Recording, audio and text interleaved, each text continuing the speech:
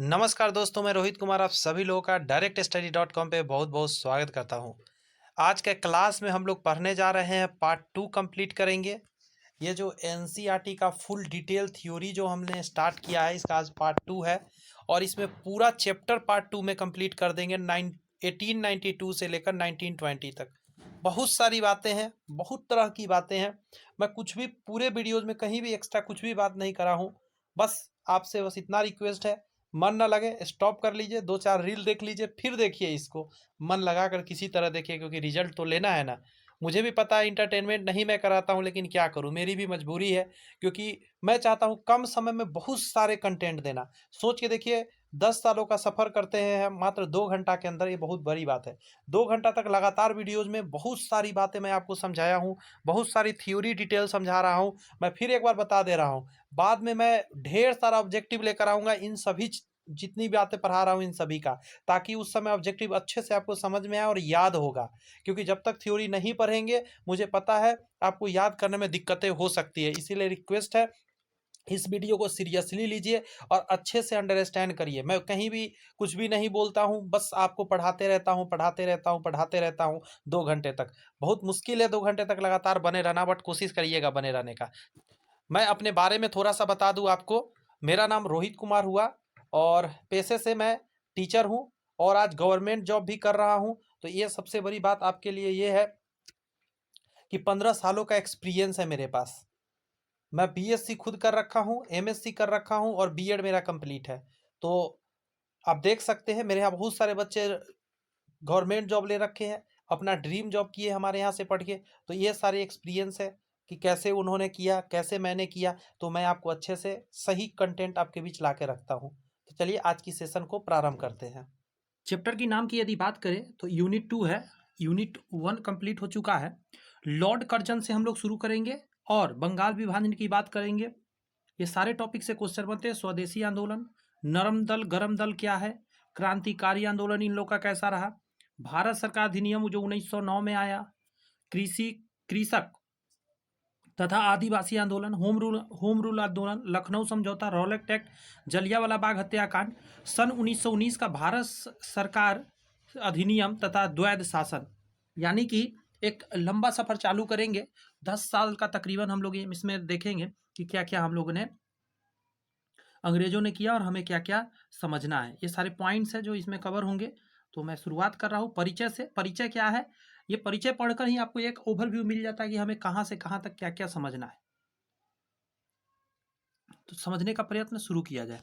सबसे पहला topic, Lord Curzon 1899 से 1905 तक भारत का गवर्नर जनरल रहा।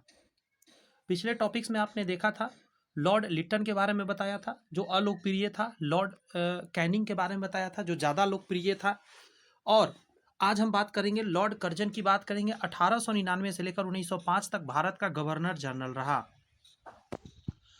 अगर हम बात करें लॉर्ड कर्जन का, तो इसका जन्म जो है 1859 में हुआ था। लॉर्ड कर्जन का स्वप्न भारत का वायसराय बनने का था। वो सपना देखा था कि भारत का वायसराय मुझे बनना है।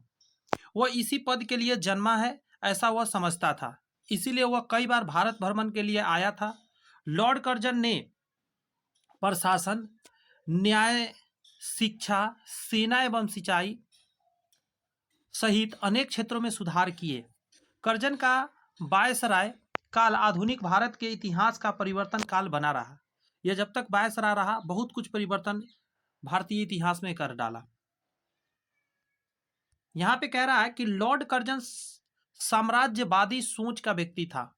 What is the meaning of साम्राज्यवादी? साम्राज्यवादी का मतलब होता है अपने साम्राज्य को विकसित करना, बड़ा बनाना हर तरह से। अतः उसने भारत में उठने वाली राष्ट्रवादी लहरों को दबाने के यथासंभव प्रयास किया। चूंकि बंगाल उस समय क्रांतिकारी गतिविधियों का प्रमुख केंद्र बन चुका था, अतः कर्जन फूट डालो और राज करो की नीति के अंतर्गत बंगाल की क्रांतिकारी चेतना कमजोर करना चाहता था। सबसे आसान तरीका है आपस में झगड़ा करा दो, आपस में ही लोग लड़ेंगे, मुझसे नहीं लड़ेंगे। जब भी खतरा हो कि आपसे कोई लड़ने आ रहा है तो आप उसी को आपस में लड़वा दो जो लोग सब आपके पास आने वाले हैं लड़ने। कर्जन का कहना था कि बंगाल बहुत बड़ा प्रांत होने के कारण प्रशासन सुचारू रूप से चलाना बहुत कठिन है, ऐसा कर्जन जान के कहता था बदमाशी में। प्रशासनिक सुविधा की दृष्टि से बंगाल का विभाजन आवश्यक है, क्योंकि बहुत ज़्यादा एकता थी ना बंगाल में, इसीलिए 19 जुलाई 1905 को कर्जन ने बंगाल के राष्ट्रवादियों को अत्यंत आंदोलित कर दिया, मतलब आपस में आंदोलन करने के लिए विवश कर दिया। पूरे बंगाल में विभाजन के विरोध में आंदोलन प्रारंभ हो गया। नाम सुनिएगा, सुरेंद्रनाथ बनर्जी एवं आनंद मोहन बोस ने बंगाल में विभाजन आंदोलन की बागडोर संभाली। आंदोलन भड़केगा ही, क्योंकि बंगाल को 2 टुकड़ों में बांटा जा रहा था कर्जन के द्वारा, और छोटी मोटी बात बनाकर। 19 जुलाई 1905 का वो पल था जब एक कहानी हुआ था। बंगाल विभाजन के विरोध में 1905 में स्वदेशी आंदोलन चलाया गया। ये बहुत इंपॉर्टेंट लाइन है कि किस आंदोलन के विरोध में 1905 में स्वदेशी आंदोलन चला था। तो बंगाल विभाजन के विरोध में 1905 में स्वदेशी आंदोलन चलाया गया।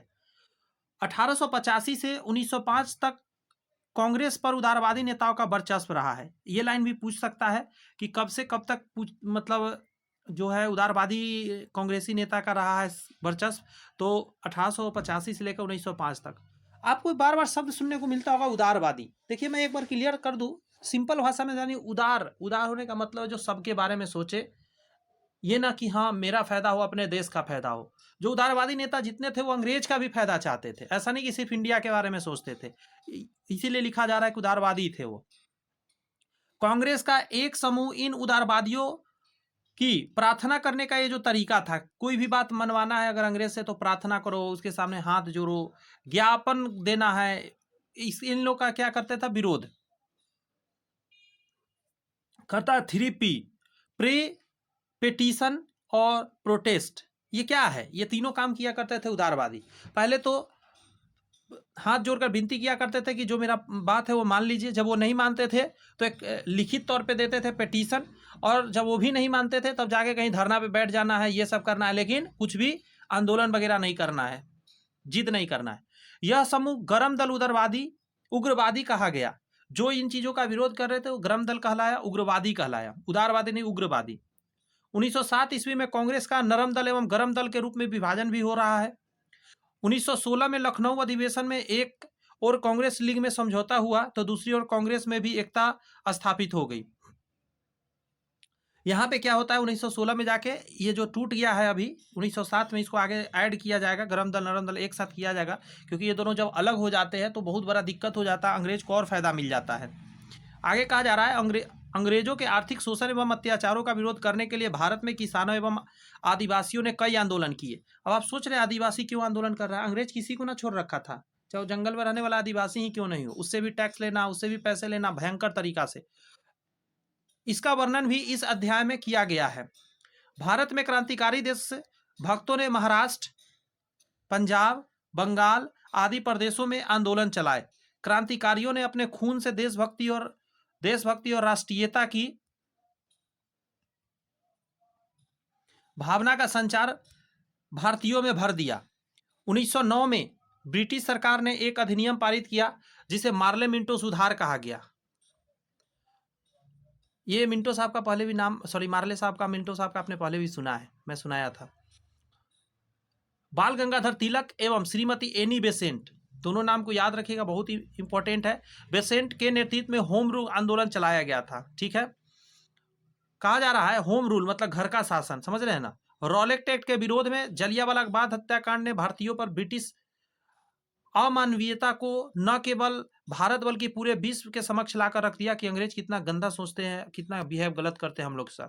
ब्रिटिश सरकार ने 1919 का भारत सरकार अधिनियम पारित कर प्रांतों में द्वैध शासन स्थापित कर दिया। अभी क्या है द्वैध शासन, ये सारे चीज डिटेल में हम लोग पढ़ेंगे, ये तो ये शॉर्टकट था। क्या ऑब्जेक्टिव है इस चैप्टर का, क्या क्या आप सीखेंगे इसमें, वो बता रहा है। इस इकाई के माध्यम से निम्नलिखित घटनाओं का परिचय प्राप्त होगा। पहला है कि लॉर्ड कर्जन द्वारा भारत में किए गए प्रशासनिक एवं न्याय के संबंधी सुधारों के संबंध में ज्ञान प्राप्त कर सकेंगे। लॉर्ड कर्जन के शिक्षा, सेना, सिंचाई एवं अन्य सुधारों की जानकारी मिल पाएगी। भारत के राष्ट्रीय आंदोलन में कांग्रेस के नेताओं के योगदान की जानकारी प्रदान होगी। साथ में किसान एवं आदिवासी आंदोलन के संबंध में ज्ञान प्राप्त होगा। लास्ट में होगा रॉलेट एक्ट एवं जलियांवाला बाग हत्याकांड की जानकारी भी मिलेगी, क्या हुआ कैसे हुआ। तो बहुत इंपॉर्टेंट सेशन होने जा रहा है। चैनल सब्सक्राइब करके बेल आइकन प्रेस करिए, क्योंकि इससे पहले एक और वीडियो अपलोड कर दिया गया है, पहला क्लास, जो कि 2 घंटा के करीब का वीडियो है। उसमें पूरा का पूरा एक चैप्टर मैंने अच्छे से थ्योरी इसी तरह कंप्लीट कराया। जब सारे थ्योरी मैं कंप्लीट करा दूंगा 1950 तक, उसके बाद मैं क्या लाऊंगा, इन सभी चैप्टर्स का ढेर सारा ऑब्जेक्टिव लेकर आपके बीच आऊँगा। उतने ऑब्जेक्टिव कर लिए और ये थ्योरी आप एक बार पढ़ लिए, मुझे पूरा विश्वास है कि आप जितने क्वेश्चन 7-8 क्वेश्चन तक आते हैं एग्जाम में, 9 क्वेश्चन भी रहते हैं इस चैप्टर से, आप पूरा का पूरा बना पाएंगे आराम से। लॉर्ड कर्जन तथा बंगाल विभाजन, Lord Curzon and partition of Bengal, इस टॉपिक की भूमिका को समझते हैं पहले, फिर इसके पूरे डिटेल पढ़ेंगे। कहा जा रहा है लॉर्ड कर्जन 1899 में भारत का वायसराय नियुक्त हो गया। सन 1905 तक वह पद पर रहा। तो ये टॉपिक याद रखना है, लॉर्ड कर्जन 1899 में आ गया इस पद पर, वायसराय के पद पर 1905 तक रहा। वायसराय का पद संभालते ही उसने भारत के प्रशासन में अनेक सुधार किए, जिससे भारतीयों में राष्ट्रीय चेतना जागृत हुई। कर्जन अपनी योग्यता, कार्यकुशलता तथा कार्यदक्षता में असीमित विश्वास रखता था। उसको लगता था कि मैं जो भी कर रहा हूँ, जितने मेरे पास नॉलेज है, इन सभी चीज़ में मतलब बहुत अच्छे है, वो ऐसा समझता था। उसके विचार में भारतीयों का नैतिक स्तर बहुत निम्न कोटि का था। वो भारतीयों को तुच्छ समझता था, कहता था इसके पास बुद्धि विवेक कुछ है नहीं, एक भी भारतीय सही नहीं है। आगे कहता है, अपने इस गलत धारणा के कारण वह भारतीयों पर भरोसा नहीं करता था।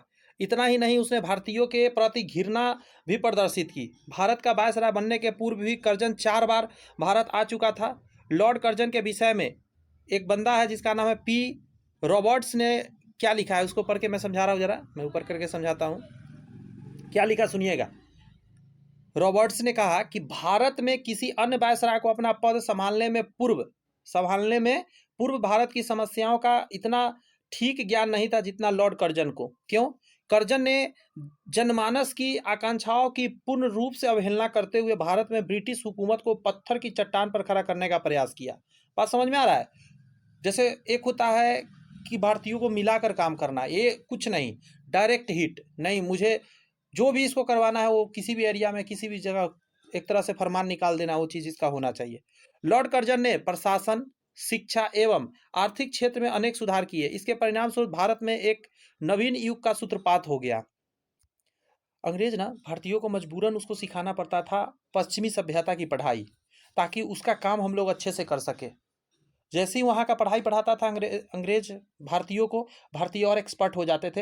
अंग्रेज को कैसे पीछे करना है, उससे कैसे आंदोलन करना है, ये सीख जाते थे, उसके रणनीति को समझने लगते थे।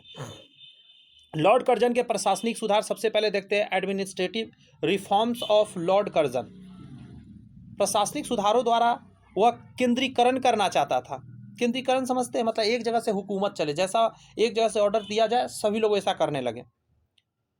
लॉर्ड कर्जन ने प्रशासनिक व्यवस्था में अनेक दोष पाए। इन दोषों के कारण अनेक महत्वपूर्ण नियम लंबे समय तक तो फाइलों में ही पड़े रहे थे, जिससे किसी भी विषय का निर्णय नहीं हो पाता था। लॉर्ड कर्जन ने इन दोषों को दूर करने का सोचा। गौर से सुनिएगा, राजकीय कर्मचारियों को अवकाश संबंधी अनेक सुविधाएं प्रदान करने के साथ साथ उनके वेतन में भी वृद्धि कर दिया। एक शब्द था अकाल एवं प्लेग, पहले भी इस पर बात किए थे हम लोग। लॉर्ड कर्जन जब वायसराय बनकर भारत आया था, उस समय भारत अकाल तथा प्लेग की महामारी के संकटों से पूर्ण रूप से मुक्त नहीं हो पाया था। 1899 से लेकर 1900 ईस्वी तक अकाल भारत के दक्षिणी, गौर से दक्षिणी, मध्य और पश्चिमी क्षेत्रों के लिए विनाशकारी हो गया था। यह है आपका भारत।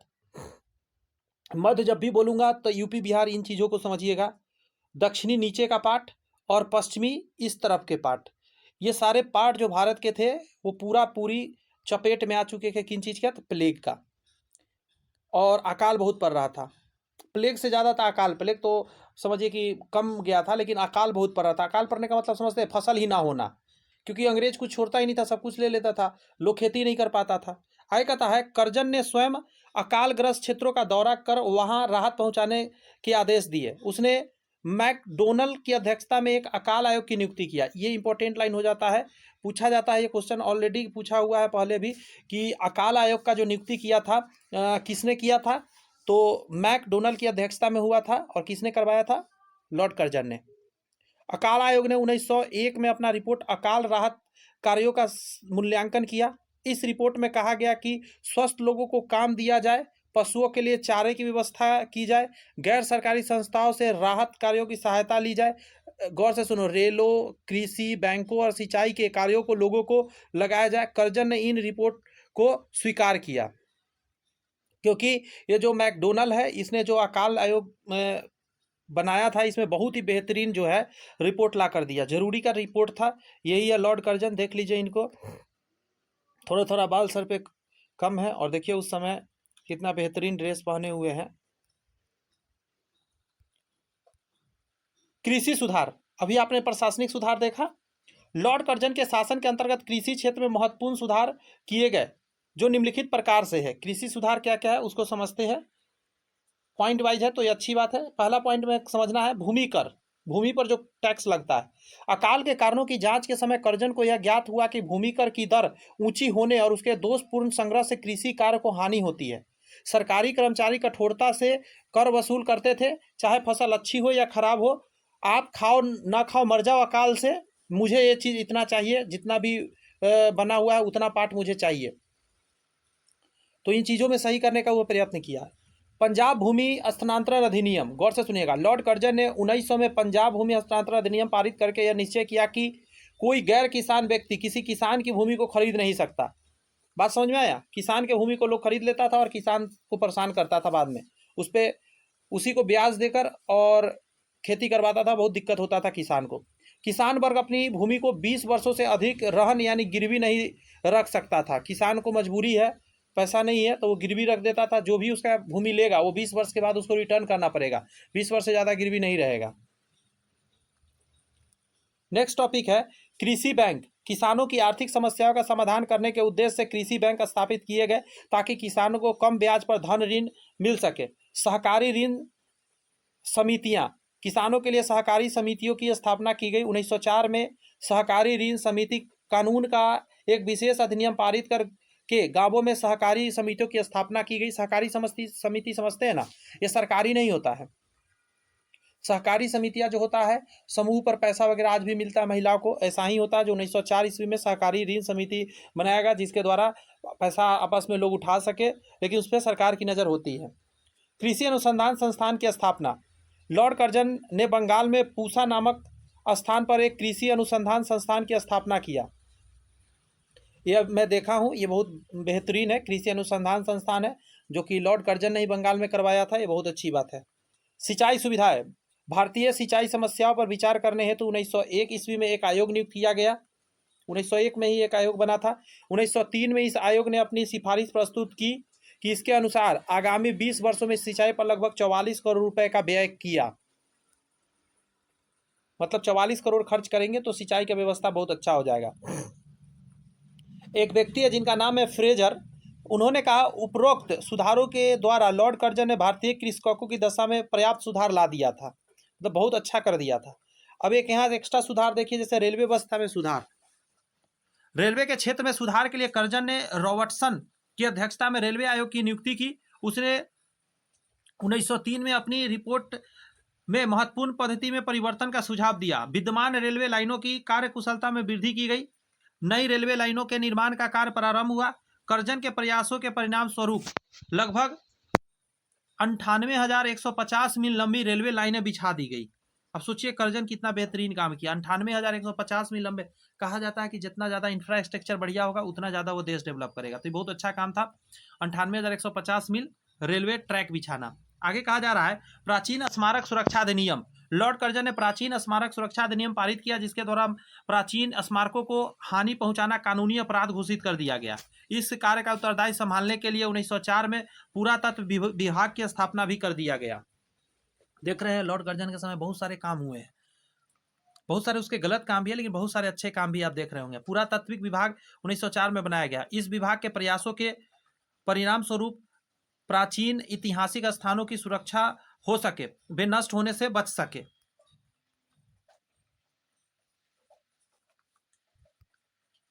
नेक्स्ट कहा जा रहा है पुलिस सुधार। लॉर्ड कर्जन ने पुलिस विभाग के दोषों को दूर करने के उद्देश्य से 1902 में फ्रेजर की अध्यक्षता में एक पुलिस आयोग गठित किया। इस आयोग ने पुलिस व्यवस्था में अनेक दोष पाए और कहा कि पुलिस बल में कार्य कुशलता बिल्कुल नहीं है, इसे प्रायः भ्रष्ट एवं अन्याय समझा जाता है तथा यह मतलब पुलिस व्यवस्था इतना गंदा था कि क्या ही कहा जा सकता है। सिर्फ वो लोग किसी का भी कोई भी समाधान नहीं करता था, सिर्फ वो जनता को लूट रहा था। जनता का हार्दिक सहयोग प्राप्त करने से पूर्ण रूप से असमर्थ रहा है। पुलिस व्यवस्था में सुधार करने हेतु इस आयोग के सुझावों को स्वीकार कर पुलिस व्यवस्था में अनेक सुधार किए गए। पुलिस विभाग में क्या सुधार हुआ? पहला करा है, उनके सिपाहियों का वेतन बढ़ाया गया। प्रत्येक प्रांत में एक खुफिया विभाग खोला गया, इंटेलिजेंस ब्यूरो जिसको बोलते हैं। सिपाहियों एवं अफसरों के प्रशिक्षण के लिए ट्रेनिंग स्कूल की व्यवस्था किया गया। पुलिस विभाग पर 27 लाख पाउंड का व्यय करने का निर्णय किया गया कि इतना हम सालाना व्यय करेंगे। सैन्य सुधार की बात करते हैं। लॉर्ड कर्जन ने सेना में भी अनेक सुधार किए। तोपखाने के सैनिकों को अधिक अच्छी बंदूकें देने की व्यवस्था की गई। 1901 ईस्वी में कर्जन ने इंपीरियल कैडेट कोड की स्थापना किया। ये क्वेश्चन भी एग्जाम में एक बार आया हुआ कि इंपीरियल कैडेट कोड की स्थापना करवाने वाला कौन था? वो तो लॉर्ड कर्जन था, 1901 में हुआ था। यह देसी राजकुमारों तथा कुलीन वंशीय सैनिकों की सेना थी। उसने अच्छी तोपों की व्यवस्था की और सैनिकों को आधुनिक शस्त्रों से सुसज्जित किया।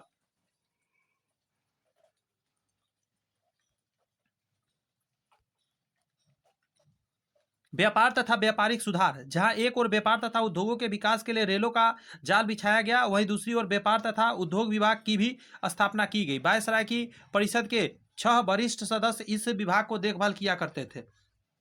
शैक्षिक सुधार की बात करें, लॉर्ड कर्जन 1902 में सर टॉमस रेले की अध्यक्षता में एक विश्वविद्यालय आयोग का गठन किया। ये बहुत इंपॉर्टेंट लाइन है, ये क्वेश्चन एग्जाम में आया हुआ कि लॉर्ड कर्जन ने 1902 में किसके अध्यक्षता में? तो सर टॉमस रेले की अध्यक्षता में एक विश्वविद्यालय आयोग की गठन किया। 1904 ईस्वी में भारतीय विश्वविद्यालय अधिनियम पारित किया गया। इस अधिनियम ने विश्वविद्यालयों पर सरकारी नियंत्रण बढ़ा दिया। महाविद्यालयों को मान्यता प्रदान करने के नियमों को और कठोर बना दिया। विश्वविद्यालय अब केवल परीक्षा लेने वाली संस्थाएं न रहकर अब शिक्षा के केंद्र भी बनाए गए। पहले सिर्फ ये एग्जाम के लिए बनाए गए थे कि एग्जाम उसमें जाके बंदा देगा, लेकिन पढ़ाई भी होता था। कलकत्ता निगम पर राजकीय नियंत्रण। 1899 में कलकत्ता निगम अधिनियम पारित कर निगम पर राजकीय नियंत्रण बढ़ाया गया। यह एक ऐसा कदम था जिसका संबंध कलकत्ता के यूरोपीय व्यापारिक समुदायों के हितों से जुड़ा हुआ था। अब बंगाल विभाजन पर आइए, जो इसका सबसे गड़बड़ काम में से एक है। बंगाल विभाजन, जिसको पार्टीशन ऑफ बंगाल बोलते हैं। लॉर्ड कर्जन का अंतिम प्रमुख कार्य बंगाल का विभाजन करने का प्रयत्न करना था। उस समय बंगाल प्रांत में बंगाल, बिहार और उड़ीसा रहा करता था। कौन कौन था? बंगाल, बिहार और उड़ीसा, जिसका क्षेत्रफल 1,89,000 मतलब 89,000 वर्ग मील था। 1,89,000 वर्ग मील था और जनसंख्या लगभग 8 करोड़ की थी। 16 अक्टूबर 1905 को बंगाल को 2 भागों में विभाजित कर दिया। इसके अनुसार पूर्वी बंगाल और असम को मिलाकर नया प्रांत बनाया गया, जिसे राजशाही, चटगांव एवं ढाका के तीनों क्षेत्र सम्मिलित कर दिया गया। फिर से सुन लीजिए इस बार। पूर्वी बंगाल बनाया गया और असम को मिलाकर नया प्रांत बनाया गया, जिसमें राजशाही, चटगांव और ढाका के तीनों क्षेत्र शामिल थे। इसका क्षेत्रफल 1,64,000 वर्ग मील से अधिकतम और लगभग 3 करोड़ 10 लाख थी जनसंख्या। इसमें एक सेकंड हो जाइए। हाँ, यहाँ देखिए, इसमें मुसलमानों की संख्या 1 करोड़ 80 लाख एवं हिंदुओं की संख्या 1 करोड़ 20 लाख थी। इसकी राजधानी ढाका थी, जो अभी जान ही रहे हैं क्या कहलाता है, बांग्लादेश कहलाता है। उसकी बात कर दीजिए। कुछ उसमें से भारत को रह गया भारत में, और कुछ बंगाल बन गया बाद बांग्लादेश।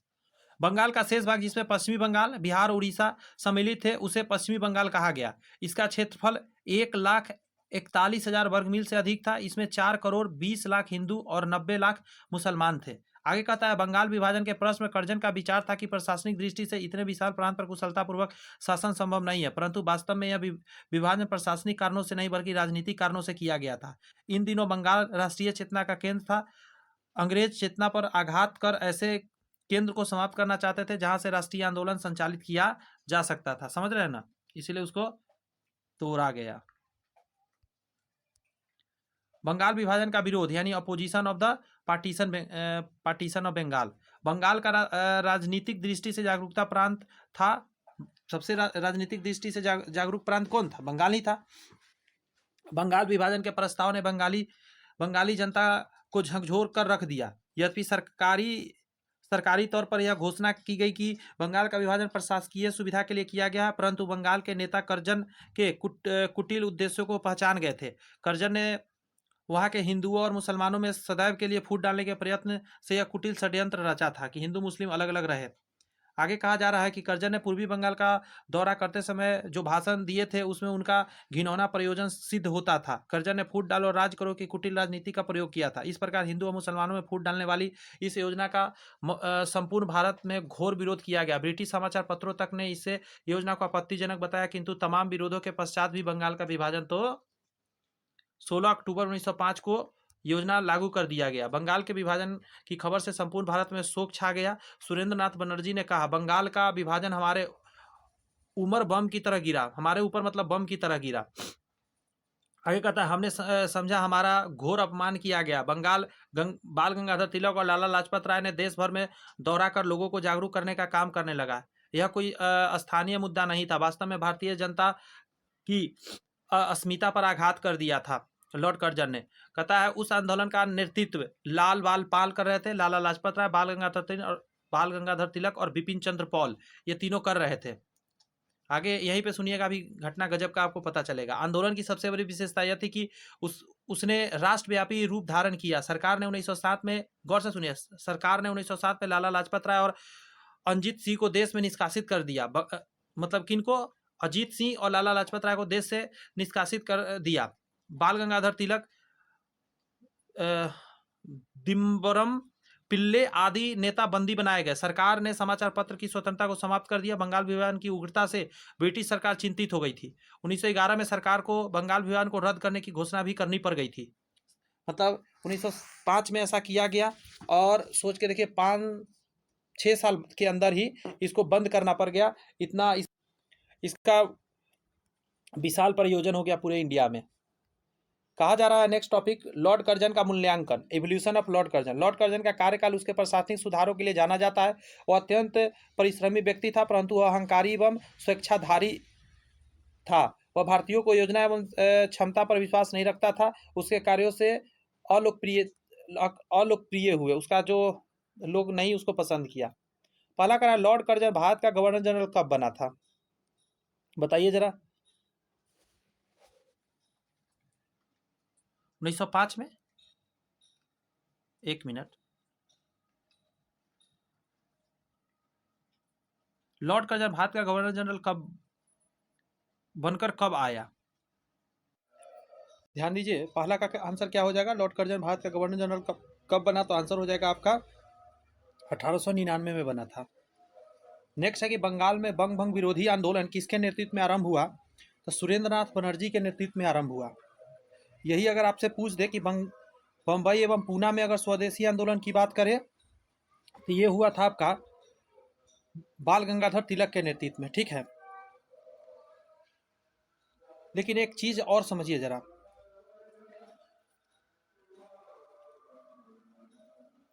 अच्छा वो आगे आएगा, आगे क्वेश्चन है कि गोपाल के इस गोखने बनारस वाला जो अधिवेशन था उसमें भी इन्होंने ही 1905 में कहा रहा है कि लॉर्ड कर्जन ने बंगाल विभाजन कब किया? तो 1905 में किया। और इसी समय बंगाल में एक अधिवेशन भी हुआ था बनारस में, उसमें भी इसका समर्थन किया था आंदोलन का। स्वदेशी आंदोलन की बात करते हैं। 1905 में भारत में 1905 में बंगाल विभाजन के परिणाम स्वरूप एक देशव्यापी स्वदेशी आंदोलन आरंभ हो गया। 1906 में कांग्रेस ने स्वदेशी आंदोलन चलाने के लिए अधिवेशन में प्रस्ताव पारित कर दिया। 1906 में कांग्रेस ने स्वदेशी आंदोलन चलाने के लिए अधिवेशन में प्रस्ताव पारित किया, जिसमें बहिष्कार, स्वदेशी राष्ट्रीय शिक्षा एवं स्वराज के समर्थन की बात भी कही गई। कहा गया कि भाई मेरे को विदेशी कुछ भी नहीं चाहिए, ना वस्त्र चाहिए, ना कोई सामान चाहिए, और ना ही राष्ट्रीय शिक्षा चाहिए वहाँ का। मतलब हमको स्वदेशी शिक्षा चाहिए, वहाँ का शिक्षा पश्चिमी शिक्षा नहीं चाहिए हमें। स्वदेशी आंदोलन के कारण क्या रीजन रहा था? पहला कहता है स्वदेशी की स्वराज्य की भावना। 1906 में कांग्रेस का अधिवेशन हुआ। स्वराज शब्द का पहली बार, गौर से सुनिएगा, स्वराज शब्द का पहली बार अध्यक्ष भीषण में प्रयोग किया गया।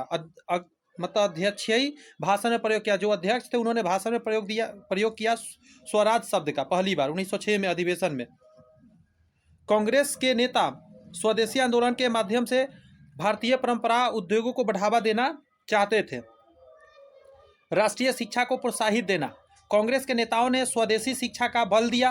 विदेशी विद्यालयों को बहिष्कार करने का आह्वान किया। ग्राम समितियां। स्वदेशी आंदोलन का एक कारण यह था कि कांग्रेस ग्रामों के संगठन में सुधार करना चाहती थी। कई ग्राम समितियां बंगाल में स्थापित की जिसकी कार्य ग्रामीण विवादों का समाधान करना था।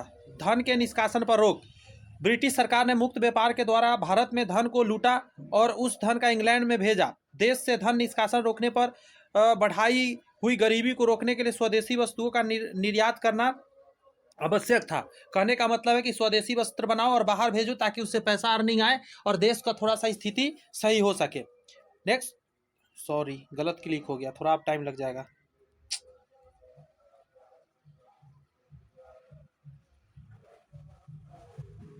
बस आ ही गया, यही है, यही टॉपिक पढ़ रहे थे, धन निष्कासन पर रोक। यहां कहा जा रहा है कि बंगाल विभाजन का निर्णय लिए जाने के पूर्व ही स्वदेशी आंदोलन शुरू हो गया।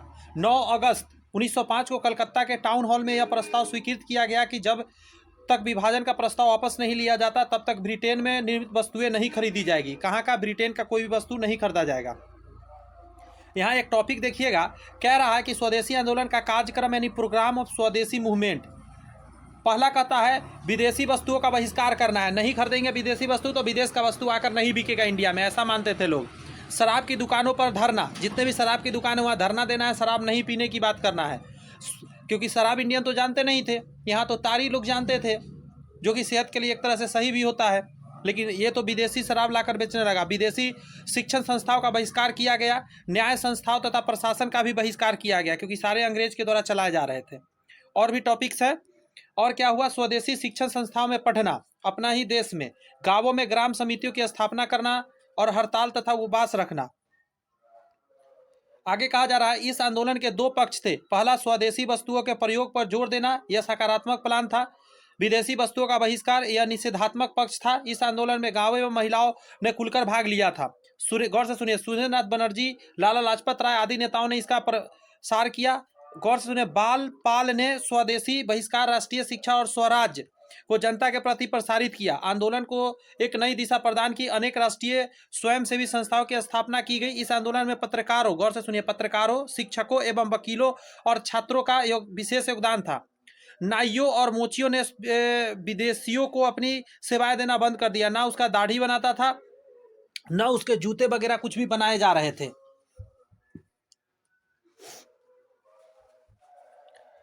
स्वदेशी आंदोलन का क्या परिणाम रहा उसे अब समझने की कोशिश करिए। आउटकम्स ऑफ स्वदेशी मूवमेंट।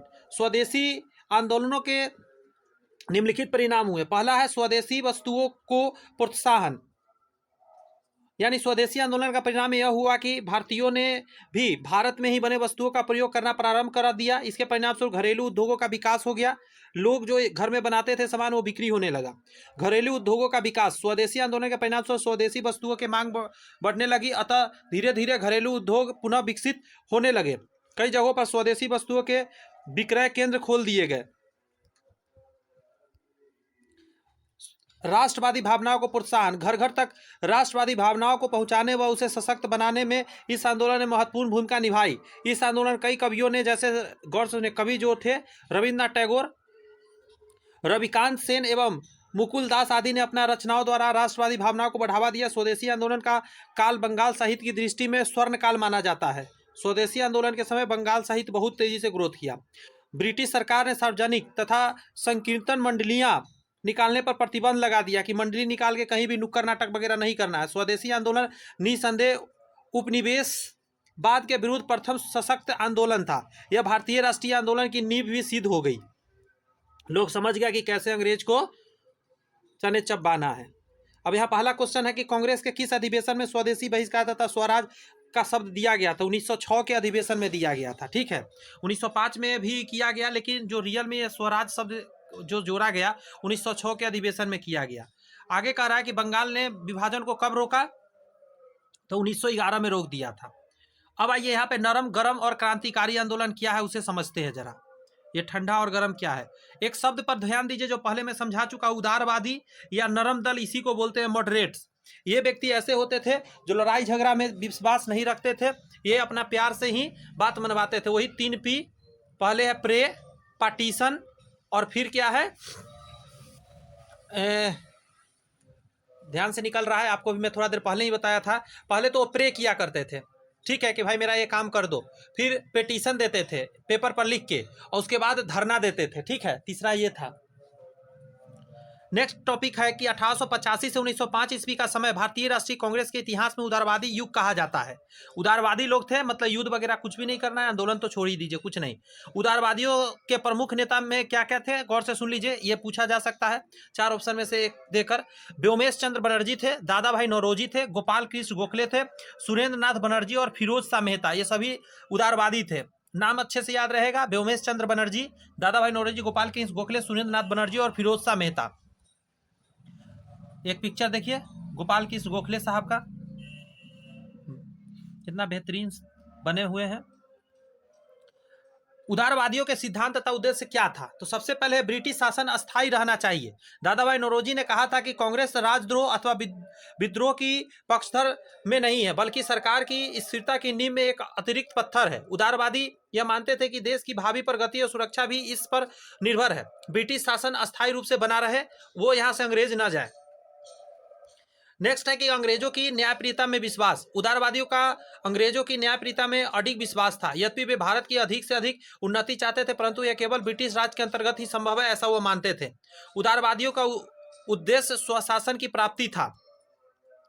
कह रहा है उदारवादी का लक्ष्य राजनीतिक स्वशासन प्राप्त करना था। गोपाल कृष्ण गोखले जी का विचार था कि तत्कालीन परिस्थितियों में पूर्ण स्वराज प्राप्त करना संभव नहीं है। 1906 में कांग्रेस के अध्यक्ष दादा भाई नौरोजी ने ब्रिटिश सरकार के अधीन स्वशासन की मांग प्रस्तुत भी किया था, लेकिन क्या ही अंग्रेज मानेगा इनकी कुछ भी बात को। संवैधानिक उपायों में विश्वास। उदारवादी संवैधानिक उपायों पर विश्वास करते थे। संवैधानिक उपायों में उनका यह अभिप्राय था कि ब्रिटिश सरकार को अपनी कपटों को दूर करने के लिए आवेदन पत्र दिए जाएं और भारतीय जनता को कष्टों से उसकी भली भांति परिचित कराया जाए। गोपाल कृष्ण गोखले का सरकार की रचनात्मक आलोचना और निष्क्रिय प्रतिरोध में पूर्ण विश्वास था। यहाँ क्या कहा जा रहा है, आप समझ रहे कि गोपाल कृष्ण गोखले ये भी मान रहे हैं कि अंग्रेज जो कर रहा है वो सही नहीं कर रहा है, लेकिन कह रहे हैं पत्र लिखकर मैं उसको बताऊंगा कि तुम ये गलती कर रहे हो तो तुम सही कर लो। आपको लगता है कि ऐसा कोई भी करेगा? वो भी अंग्रेज जो भारतीयों को पल भर नहीं देखना चाहता है। ब्रिटेन के साथ अटूट संबंध में विश्वास। उदारवादी ब्रिटेन के साथ घनिष्ठ संबंध में अधिक विश्वास रखते थे। फिरोज शाह मेहता का विश्वास था भारत का ब्रिटिश के साथ संबंध भारत की आने वाली पीढ़ियों के लिए वरदान सिद्ध होगा। उदारवादी यह विश्वास रखते थे कि भारत में केवल अंग्रेज ही व्यवस्था को बनाए रखने में सक्षम है तथा व्यवस्था के बिना उन्नति संभव नहीं हो पाएगा। आज देश इतना अच्छा चल भी रहा है, ऐसा लोग उस समय सोचा करते थे। हिंदू मुस्लिम एकता में विश्वास। उदारवादी हिंदू और मुसलमानों दोनों को परामर्श देते थे कि उन्हें सहिष्णुता तथा संयम के काम लेना चाहिए। उनका मानना था कि यदि भारत में इन दो महान जातियों में अनेक प्रकार के मतभेद बने रहे तो भारत भविष्य अंधकार में है। उदारवादी कहते थे कि कोई भी धर्म एक दूसरे के बगैर नहीं सीखता है, इसीलिए दोनों धर्मों में अनुयायियों ने एक दूसरे से प्रेम करना चाहिए, बट ऐसा कुछ दिखा नहीं।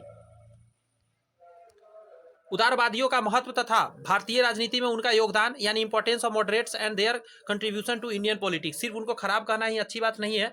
उदारवादी क्यों अच्छा और खराब सब मिक्स में से थे उसको समझते हैं। सबसे पहला टॉपिक यही कह रहा है कि यथार्थवादी राजनीति। 1885 से लेकर 1905 तक कांग्रेस अपने प्रारंभिक दौर में एक सुदृढ़ और विशाल संस्था नहीं थी। इस कारण कांग्रेस ने परिस्थितियों के अनुसार यथार्थवादी नीति को अपनाया। कांग्रेस उतना बड़ा भी नहीं शुरू में हो चुका था, उदारवादी दिमाग लगा के उसको बचा के रखा था। कांग्रेस को किसी तरह धीरे धीरे डेवलप कर रहा था, यानी नवजात बच्चा है, शुरू का 5 साल में क्या ही बच्चा डेवलप करेगा, यही बात शुरू का था। तो शुरू का जो भी 85 से लेकर 20 साल का जो सफर था वो थोड़ा सिंपल था।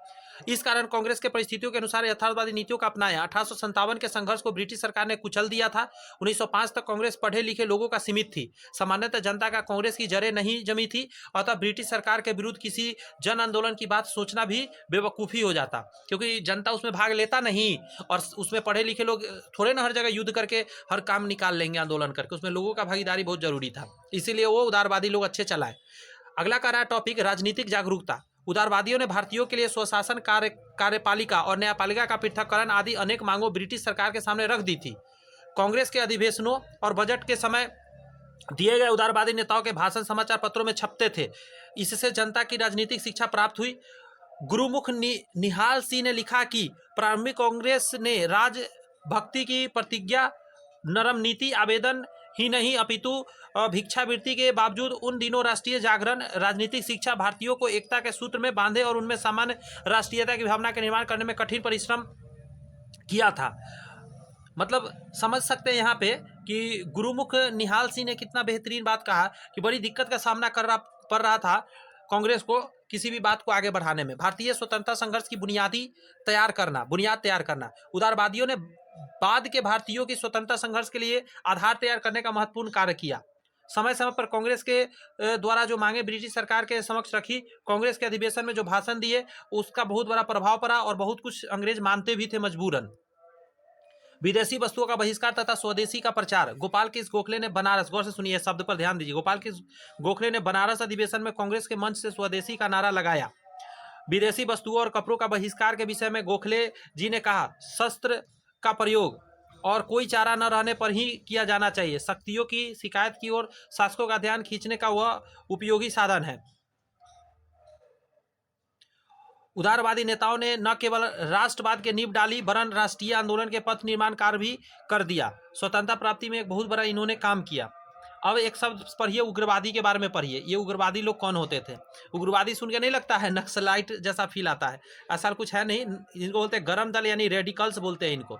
19वीं शताब्दी के अंतिम दशक में भारतीय जनता की कठिनाइयां दिन प्रतिदिन बढ़ती जा रही थी। देश की नई पीढ़ी याचनाएं वाला राजनीति करना नहीं चाहते थे। याचना मतलब कि भीख मांग के ऐसा कर दो ऐसा कर दो।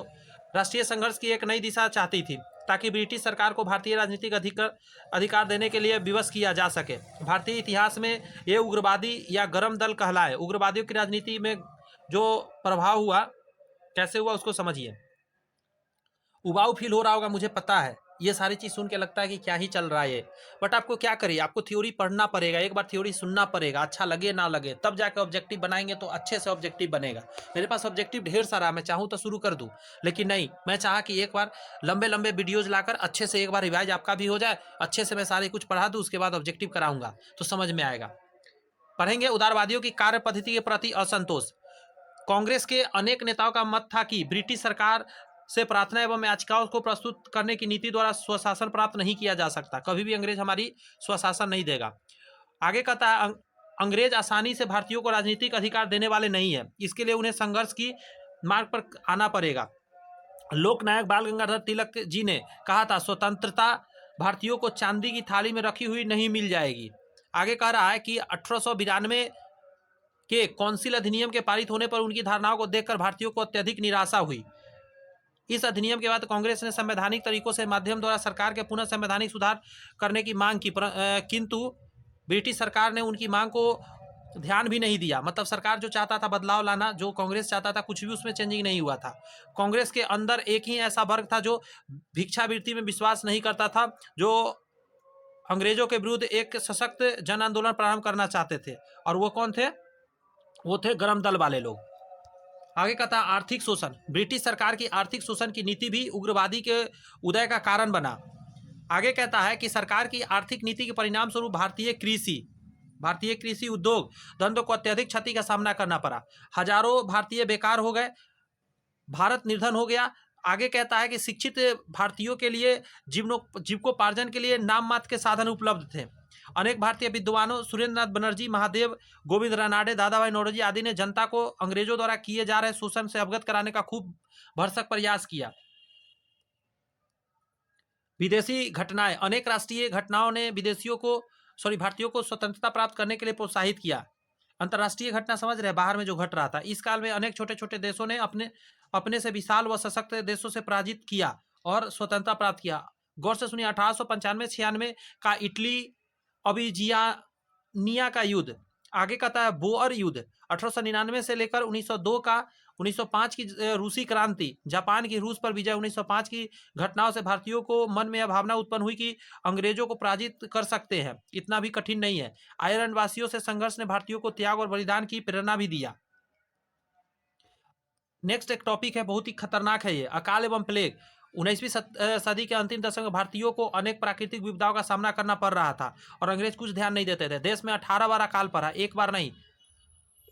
1896-97 में सबसे भयानक अकाल पड़ा, जिसमें 7 करोड़ भारतीय और 17,000 वर्ग मील का क्षेत्र प्रभावित हुआ। समझ रहे हैं।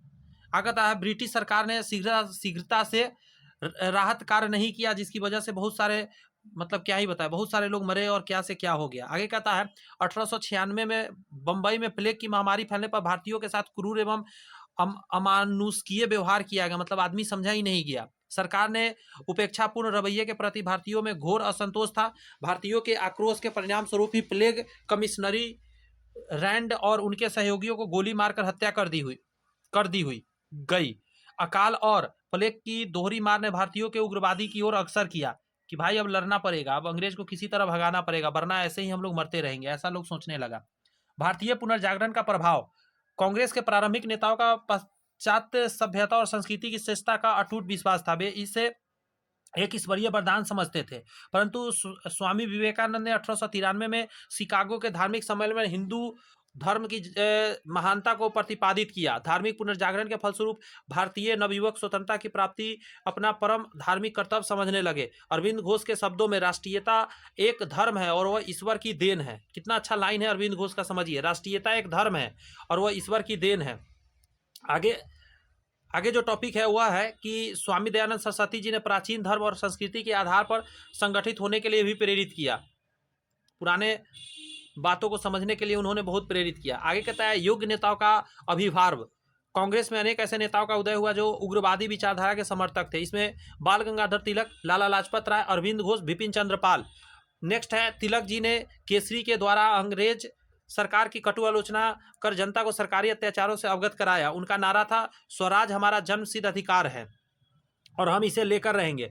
उदारवादी नेताओं की नीतियों से असंतुष्ट रहने के कारण इन नेताओं ने राष्ट्रवाद को एक नई दिशा प्रदान की, जिसे उग्रवाद कहा गया। नेक्स्ट टॉपिक हमारा है कि प्रजातीय भेदभाव की नीति। अंग्रेज इतना गंदा भेदभाव हम लोग के साथ करते थे कि आप सोच भी नहीं सकते। ब्रिटिश सरकार की भेदभाव एवं निरंकुश नीतियों के कारण भारतीयों में घोर असंतोष था। यूरोपीय भारतीयों के साथ अमानवीय और अभद्र व्यवहार करते थे, भारतीयों के लिए अपमानजनक शब्दों का प्रयोग करते थे। आंग्ल भारतीय समाचार पत्र प्रजातीय भेदभाव की नीति को प्रोत्साहित करते थे। बंगाल का विभाजन। लॉर्ड कर्जन ने 1905 में फूट डाल और शासन करी की नीति का पालन करते हुए बंगाल को 2 भागों में विभाजित कर दिया। इसका उद्देश्य हिंदू और मुसलमानों के बीच में झगड़ा लगाना था और इनके बीच का जो दोस्ती था इसको खत्म करना था, परंतु इससे बंगाल के विस्फोटक स्थिति उत्पन्न हो गई। सुरेंद्र नाथ बनर्जी ने लिखा, बंगाल विभाजन के पश्चात भारतीय राष्ट्रीय आंदोलन ने उग्र रूप धारण कर लिया। एक ऐसा बंगाल विभाजन घटना हुआ कि पूरा उग्र हो गया हर एक बंदा। देख लीजिए, बिपिन चंद्र पाल, ये सब गरम दल वाले में से हैं। लाला लाजपत राय गरम दल वाले हैं। बाल गंगाधर तिलक, ये सभी गरम दल वाले हैं। उस समय सब जवान थे और जोश था पूरा। इस टॉपिक को समझिए। आंदोलन प्रारंभ, बिगिनिंग ऑफ द मूवमेंट। संपूर्ण भारत में उग्रवादी आंदोलन लॉर्ड कर्जन द्वारा बंगाल विभाजन की योजना के साथ प्रारंभ हो गया था। आगे टॉपिक में कहता है कि बंगाल विभाजन के विरोध में लगभग 200 से ज्यादा जनसभाएं आयोजित कर दिया गया।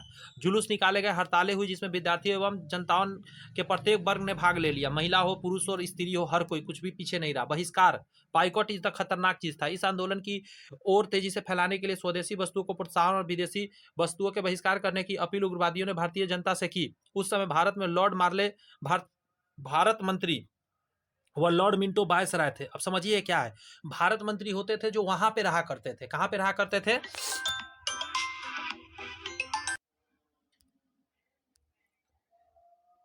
ब्रिटिश सरकार की सांप्रदायिकता की भावना बढ़ाने के कारण 1906 ईस्वी में हिंदू मुसलमान के बीच दंगे प्रारंभ हो गए। समझ रहे होंगे। पंजाब में जनता को भड़काने के आरोप में, गौर से सुनिएगा, लाला लाजपत राय, बिपिन चंद्र पाल और अरविंद घोष को बंदी बनाया गया। वह लंबी लंबी सजाएं दी गई। तिलक जी को केसरी में लेख लिखने के कारण 6 वर्ष की सजा दे दी गई। जनता ने इन गिरफ्तारियों का घोर विरोध किया। सरकार की दमन नीति के परिणामस्वरूप क्रांतिकारी व आतंकवादी आंदोलन का बहुत ज्यादा प्रादुर्भाव हो गया। क्या महत्व रहा इस आंदोलन का?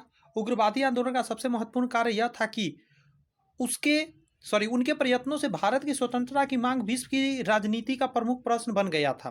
भारत को आर्थिक शोषण और प्रशासनिक उत्पीड़नों से मुक्त करने के लिए उग्रवादियों ने स्वराज्य, बहिष्कार व राष्ट्रीय शिक्षा को अपना उद्देश्य बनाया था।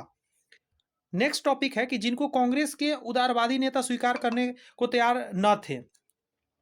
1916 को कांग्रेस के लखनऊ अधिवेशन में पुनः दोनों दल एक हो गए।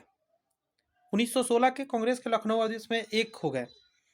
एक टॉपिक यहाँ पे एक और चीज समझिएगा कि सूरत में कांग्रेस का विभाजन 1907 ईस्वी, स्प्लिटिंग ऑफ कांग्रेस, कांग्रेस कैसे टूटा सूरत के अधिवेशन में 1907 में।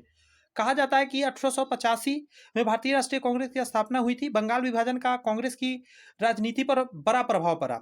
इसका विरोध करने के लिए बहिष्कार और स्वदेशी का आंदोलनकारियों ने अपना अस्त्र बनाया। कांग्रेस के उदारवादी नेता अभी भी कोई कठोर कदम उठाने को पक्ष में नहीं थे। इन्हीं परिस्थितियों में कांग्रेस का वार्षिक अधिवेशन बनारस में हुआ। कहाँ पे हुआ? बनारस में। 1905 के बनारस अधिवेशन के अध्यक्ष गोपाल कृष्ण गोखले जी थे। नेक्स्ट टॉपिक है कि इसमें पहली बार उग्रवादियों ने उदारवादियों की राजनीति, भिक्षावृत्ति नीति को कटु आलोचना कर दिया। अधिवेशन चल रहा था तो अधिवेशन का मतलब क्या होता था? सारे लोग बैठते थे, विचार विमर्श होता था, आगे कैसे डेवलपमेंट आएगा, क्या क्या होगा, बहुत सारी की बातें डिस्कस होती थी। डायरेक्टली उसमें जितने उग्रवादी थे वो उन्होंने क्लियर कट कहा इस अधिवेशन में कि भाई आप लोग नरमपंथी लोग जितने भी है वो सही नहीं चल रहे हैं, कब तक भिक्षावृत्ति करते रहेंगे। सूरत कांग्रेस 1907 सूरत कांग्रेस 1907 में क्या हुआ? भारतीय राजनीति में उग्रवादी विचारधारा में तीव्रता आ गई। 1906 के कांग्रेस के कलकत्ता अधिवेशन में दादा भाई नौरोजी ने उग्रवादी आंदोलन की लोकप्रियता देखकर उन्हें संतुष्ट करने का प्रयास किया कि किसी तरह उसे शांत रखा जाए, दादा भाई नौरोजी ने, लेकिन हुआ नहीं। आगे पढ़िए क्या हुआ। कहा जा रहा है कि 1907 में कांग्रेस का अधिवेशन नागपुर में होना तय हुआ। गौर से सुनते रहिएगा। 1907 में कांग्रेस का अधिवेशन कहाँ? नागपुर में तय हुआ, परंतु इसका स्थान बदलकर सूरत कर दिया गया। उग्रवादी इससे असंतुष्ट थे क्योंकि सूरत में उदारवादियों का वर्चस्व था, इसीलिए इसको सूरत ले गया गया। उग्रवादी सूरत अधिवेशन में लाला लाजपत राय को अध्यक्ष बनाना चाहते थे, परंतु उदारवादियों ने रास बिहारी बोस को अध्यक्ष बनवा दिया। उग्रवादियों ने इसका विरोध कर दिया। कहा कि विरोध के कारण पहले दिन की सभा स्थगित कर दी गई। दूसरे दिन तिलक जी ने, बाल गंगाधर तिलक जिसको बोलते हैं, बाल गंगाधर तिलक जी ने रास बिहारी बोस की अध्यक्षता का विरोध छोड़ने की बात कही, लेकिन उनका शर्त यह था कि कांग्रेस स्वराज, स्वदेशी, बहिष्कार और राष्ट्रीय शिक्षा के प्रस्तावों को पुष्टि कर दे। मतलब क्लियर कट कर दे कांग्रेस की, हाँ ये बात रखा जाएगा अंग्रेज के खिलाफ। नेक्स्ट टॉपिक है कि उदारवादी इस प्रस्तावों को मानने को तैयार नहीं थे। ऐसी स्थिति में व्यवस्था और अशांति फैल गई। मंच पर अशोभनीय वातावरण निर्माण हो गया, मतलब उल्टा पुल्टा सब एक दूसरे को बोलने लगा और कहानी ऐसा बना, झगड़ा इतना बढ़ा कि दूसरे दिन उदारवादियों ने कांग्रेस से उग्रवादी को निष्कासित कर दिया। जो कुछ सूरत अधिवेशन में घटा उसे दोनों ही पक्ष के नेता हतप्रत थे, परंतु दोनों पक्ष मतभेदों को समाप्त करने को तैयार नहीं थे, अतः विभाजन रुक नहीं पाया। कांग्रेस का विभाजन दोनों गुटों के लिए विनाशकारी सिद्ध हुआ। ब्रिटिश सरकार ने उग्रवादी आंदोलन दमन के लिए कड़े कदम उठाए। उग्रवादी के ऊपर तो अंग्रेज एकदम चढ़ गया। एक टॉपिक है क्रांतिकारी आंदोलन का प्रथम चरण यानी steps of the revolutionary movement. First step इसको बोलते हैं। इसमें क्या कह रहा है कि भारत में क्रांतिकारी राष्ट्रीयता का प्रादुर्भाव 19वीं शताब्दी के अंतिम दशक में हुआ। क्रांतिकारी देशभक्तों को अहिंसा, वैधानिक संसाधनों द्वारा ब्रिटिश साम्राज्य की पराधीनता से भारत को मुक्त कराने में विश्वास नहीं था। उन्होंने हिंसात्मक साधनों एवं उपायों द्वारा भारत के स्वतंत्र करने का प्रयास किया। कांग्रेस के दोनों उदारवादी एवं उग्रवादी विचारधारा के लोग अहिंसात्मक आंदोलन के द्वारा ब्रिटिश सरकार से सुधारों की अपेक्षा रखते थे। क्रांतिकारियों का मानना था कि निवेदन करने से ब्रिटिश सरकार भारतीयों को उनके अधिकार प्रदान नहीं करने वाली, अतः छल व हिंसा का प्रयोग करके अंग्रेजों के आतंक उत्पन्न किया जाए ताकि अंग्रेज भारतीयों पर अत्याचार करने से डरे व परेशान होकर भारत छोड़कर चले जाए। इस विचार के लोग को क्रांतिकारी कहा गया तथा इनके द्वारा किए गए कार्यों को क्रांतिकारी आंदोलन के रूप में जाना जाता है। इनका उद्देश्य क्या था उसको पढ़िए। ऑब्जेक्टिव्स कह रहा है क्रांतिकारी तत्कालिक भारत माता को ब्रिटिश साम्राज्य के बंधन से मुक्त करना चाहते थे। ब्रिटिश सत्ता के उन्मूलन के लिए वे हिंसात्मक संघर्ष को आवश्यक मानते थे। वो चाहते थे कि 2-4-10 अंग्रेज को जहां तहां घुलटाया जाए, मारा जाए, पीटा जाए ताकि वो डर जाए। अतएव उन्हें पिस्तौल और बंदूक का रास्ता अपनाया। पिस्तौल दो, बंदूक दो ताकि गोली वोली चलाए। समझ रहे हैं ना। राजनीतिक और हत्या और डकैती को भी जघन्य अपराध नहीं मानते थे। कहते थे राजनीतिक हत्या कर दो, किसी भी राजनेता को मार दो, किसी भी अंग्रेज को मार दो, कहीं भी डकैती डाल के उससे सामान ले लो अंग्रेजों से, ये सब अच्छी बात है। उनका मुख्य उद्देश्य ब्रिटिश सत्ता को समाप्त करना था। अपने उद्देश्यों को प्राप्त करने के लिए क्रांतिकारियों ने गुप्त समितियां का संगठन किया, अनुशीलन समितियां का भी स्थापना हुआ। भारत के क्रांतिकारी ने इटली, आयरलैंड और रूस में क्रांतिकारियों से प्रेरणा प्राप्त की। उन्होंने भारतीय युवाओं को संगठित, प्रशिक्षित और अनुशासित किया। अंग्रेजों को भारत से निकालने के लिए क्रांतिकारियों की 6 प्रमुख मांगे थी। आपको एक बात पता है, क्रांतिकारी लोग ये जो मांग रख रहा है, कितना अंग्रेज को चिपटा दिया वो। जी हाँ, चुपके से पीछे पीछे अंग्रेज को बस पता चल जाए कहाँ सोएगा कहाँ रहेगा, रात भर में उसको खल्लास, लाश बॉडी उडी सब गायब, उसको पता भी नहीं चल रहा वो गया कहाँ बंदा। ऐसा स्थिति किया जाता था। कितना अंग्रेज को ऐसे मारा गया, वो सब चीज़ नहीं लिखा गया यहाँ, लेकिन ये सब खूब हुई। प्रेस की सहायता से, गौर से सुनिए, अंग्रेजों के विरुद्ध तीव्र प्रचार करना था। शहीदों के जीवन पर आधारित संगीत व नाटक के द्वारा लोगों को देश प्रेम की भावना जगाना था। हड़ताल व जुलूस आदि का आयोजन करना था। सैनिक शिक्षा, शक्ति पूजा व आर्थिक कार्यक्रम में युवाओं को तैयार करना था। बम बनाना व हथियार प्राप्त करना था। चंदे व लूट के द्वारा धन एकत्र करना था, क्योंकि धन तो था नहीं, धन तो सारा अंग्रेज रखता था, तो उसे लूट करके उपाय करना था। महाराष्ट्र में क्रांतिकारी आंदोलन क्या हुआ, ये जो रिवोल्यूशनरी मूवमेंट था, ये महाराष्ट्र का पहला पढ़िएगा। महाराष्ट्र में क्रांतिकारी विचार 1876 ईस्वी के पूना के भयंकर अकाल के बाद जन्म लेने लगे थे। वासुदेव बलवंत भड़के पहले व्यक्ति थे जिन्होंने ब्रिटिश सत्ता को उखाड़ फेंकने के उद्देश्य से एक क्रांतिकारी संगठन बनाया। उन्होंने कहा था कि मैं अंग्रेजों को मारकर जनता का राज्य कायम करूंगा। नेक्स्ट टॉपिक है कि ब्रिटिश सरकार ने 31 अगस्त 1879 को उन्हें गिरफ्तार कर देश के निर्वासित कर दंड देकर अदन की जेल में डाल दिया था। फरवरी 1883 में उनकी मृत्यु हो गई। अलग जेल में भेज दिया, और असल में वहाँ पे ऐसा उसके साथ दुर्व्यवहार किया जाता था कि आदमी वो जिंदा ही नहीं रहे, क्योंकि जिंदा रहेगा तो फिर प्रॉब्लम हो जाएगा। तो जेल जाने के बाद ज़्यादातर को मार दिया जाता था, जो बाहर भेजा जाता था। चापेकर बंधु, चापेकर ब्रदर्स क्या था? चापेकर बंधु 3 भाई थे। उन्होंने महाराष्ट्र के युवाओं को संगठित किया और अस्त्र शस्त्र चलाने की प्रशिक्षण दिया। वे चाहते थे कि ब्रिटिश सरकार को भारत छोड़ने के लिए विवश किया जाए। प्लेग के प्रकोप पर नियंत्रण स्थापित करने के लिए कमिश्नर रेड ने पूना की जनता का भयंकर अत्याचार किया। रैंड एक ऐसा अफसर था जिसने पुणे के प्लेग पीड़ितों को राहत देने के बजाय उनका अपमान किया। चापेकर बंधुओं ने इस अत्याचार और अपमान का बदला लेने के लिए कमिश्नर रैंड एवं 22 जून 1897 को लेफ्टिनेंट एमस्ट को गोली मार दी। 1 मिनट फिर से सुन लीजिएगा। चापेकर बंधु ने इन अत्याचार और अपमान का बदला लेने के लिए कमिश्नर रैंड एवं 22 जून 1897 को लेफ्टिनेंट एमस्ट को गोली मार दी। एक परिवार के 3 युवकों को फांसी दिए जाने से देश में भारी उत्तेजना फैल गई और तीनों को फांसी दिया गया और बहुत ज्यादा इससे देश प्रेम की भावना जागृत हुआ। विनायक दामोदर सावरकर के बारे में बात करते हैं। बहुत नाम सुने होंगे इन पे, आजकल खूब अपना लोकसभा राज्यसभा में इस पर खूब बहस छिड़ता है। विनायक दामोदर वीर सावरकर प्रारंभ से ही क्रांतिकारी विचार के थे। फर्ग्यूसन कॉलेज में क्रांतिकारी विचार के प्रचार के लिए उन्होंने अभिनव भारत संगठन बनाया था। ये क्वेश्चन पूछा हुआ है कई बार एग्जाम में, अभिनव भारत संगठन बनाने वाला कौन था? क्रांतिकारी गतिविधियों के कारण कॉलेज से निकाल दिए गए। उच्च शिक्षा के लिए वे लंदन गए और 1906 में श्याम जी कृष्ण वर्मा द्वारा संचालित क्रांतिकारी गतिविधियों में शामिल भी हो गए। वो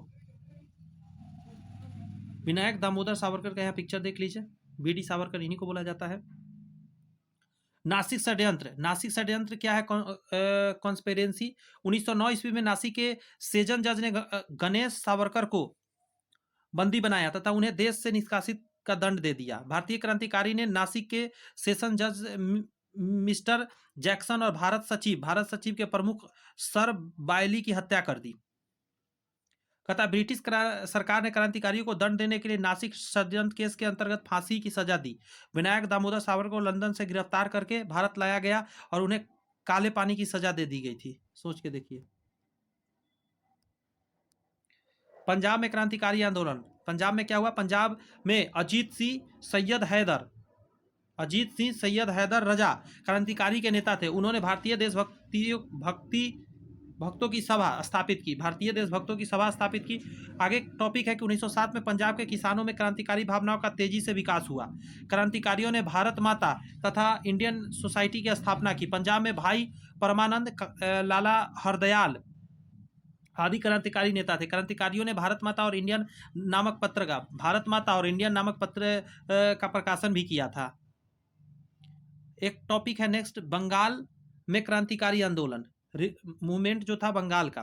बंगाल में बारिंद्र कुमार घोष और भूपेंद्र नाथ दत्त ने युगांतर तथा संध्या नामक समाचार पत्रों के माध्यम से क्रांतिकारी विचारधारा प्रचार किया। फिर से सुनिए, बंगाल में बरिंद्र कुमार घोष ने तथा भूपेंद्र नाथ दत्त ने युगांतर और संध्या नामक समाचार पत्रों के माध्यम से क्रांतिकारी विचारधारा प्रचार किया। बंगाल के क्रांतिकारी का प्रमुख संगठन क्या था? अनुशीलन समिति था, जिसका स्थापना सतीश चंद्र बसु और उनके साथियों ने 1903 में किया था। फिर से सुन लीजिए, बंगाल का था अनुशीलन समिति, जिसका स्थापना किया गया था सतीश चंद्र बसु द्वारा, और यह 1903 में की गई थी। बंगाल विभाजन के बाद क्रांतिकारियों ने जगह जगह अनुशीलन समितियां स्थापित की ताकि नौजवानों को प्रशिक्षण दिया जा सके।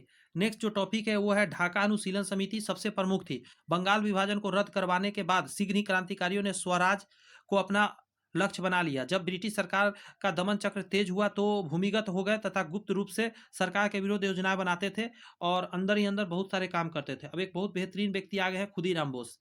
कह रहा बंगाल 1907 में बंगाल का गवर्नर जिस रेलगाड़ी से यात्रा कर रहा था उसे बिदनापुर के पास बम से उड़ा देने की कोशिश की गई, किंतु गवर्नर सौभाग्य से बच गया। ढाका के जिला मजिस्ट्रेट पर गोली चलाई गई, ढाका के जिला मजिस्ट्रेट पर गोली चलाई गई पर वो भी बच गया। 1908 में मुजफ्फरपुर के, गौर से सुनिए ये घटना सुनिए, 1908 में मुजफ्फरपुर के जज किंग्सफोर्ड की हत्या की भी योजना बनाई गई। क्रांतिकारियों ने किंग्सफोर्ड की गाड़ी समझकर उस पर बम फेंक दिया, किंतु दुर्भाग्यवश वो गाड़ी किंग्सफोर्ड की न होकर किसी कनहरी दत्ती की थी। गाड़ी में सवार दो अंग्रेज महिला की तत्काल मृत्यु हो गई। खुदीराम बोस को फांसी की सजा दी गई। प्रफुल्ल चाकी ने गिरफ्तारी से बचने के लिए स्वयं को गोली मारकर हत्या कर ली। ये कहानी था आपका 1908 के समय मुजफ्फरपुर में घटित हुआ था। यही है आपको खुदीराम बोस। अलीपुर केस क्या था? बम फेंकने की घटना से क्रोधित होकर पुलिस ने कलकत्ता में अनेक स्थानों पर छापे मारे और 31 लोगों को अलीपुर की अदालत में पेश किया। यह मुकदमा अलीपुर केस के नाम से विख्यात है। अनेक क्रांतिकारियों को फांसी की सजा दी गई। बरिंद्र कुमार घोष को अंडमान निकोबार निर्वासित कर दिया गया, वही काला पानी। हेमचंद्र उपेंद्र नाथ बनर्जी व उल्लास दत्त को काला पानी की व लंबी लंबी कठोर सजा दी गई। 1910 में हावड़ा षड्यंत्र एवं ढाका षड्यंत्र के संबंध में उनके क्रांतिकारियों को गिरफ्तार किया गया। ब्रिटिश सरकार ने 1911 ईस्वी में भारत की राजधानी कलकत्ता से दिल्ली बना दी गई।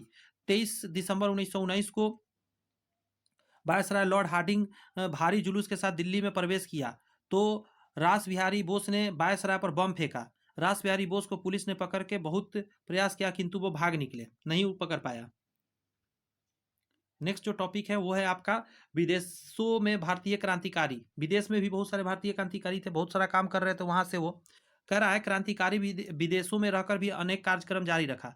श्यामाजी कृष्ण वर्मा भारत सरकार के नियंत्रण बढ़ते हुए दबाव को तंग आकर लंदन चले गए थे। वहां उन्होंने 1905 में इंडियन सोशियोलिस्ट संस्था एवं इंडियन हाउस नामक हॉस्टल की स्थापना की। उन्होंने क्रांतिकारी विचार भारतीय युवाओं को प्रचार के लिए छात्रवृत्ति देने की व्यवस्था की।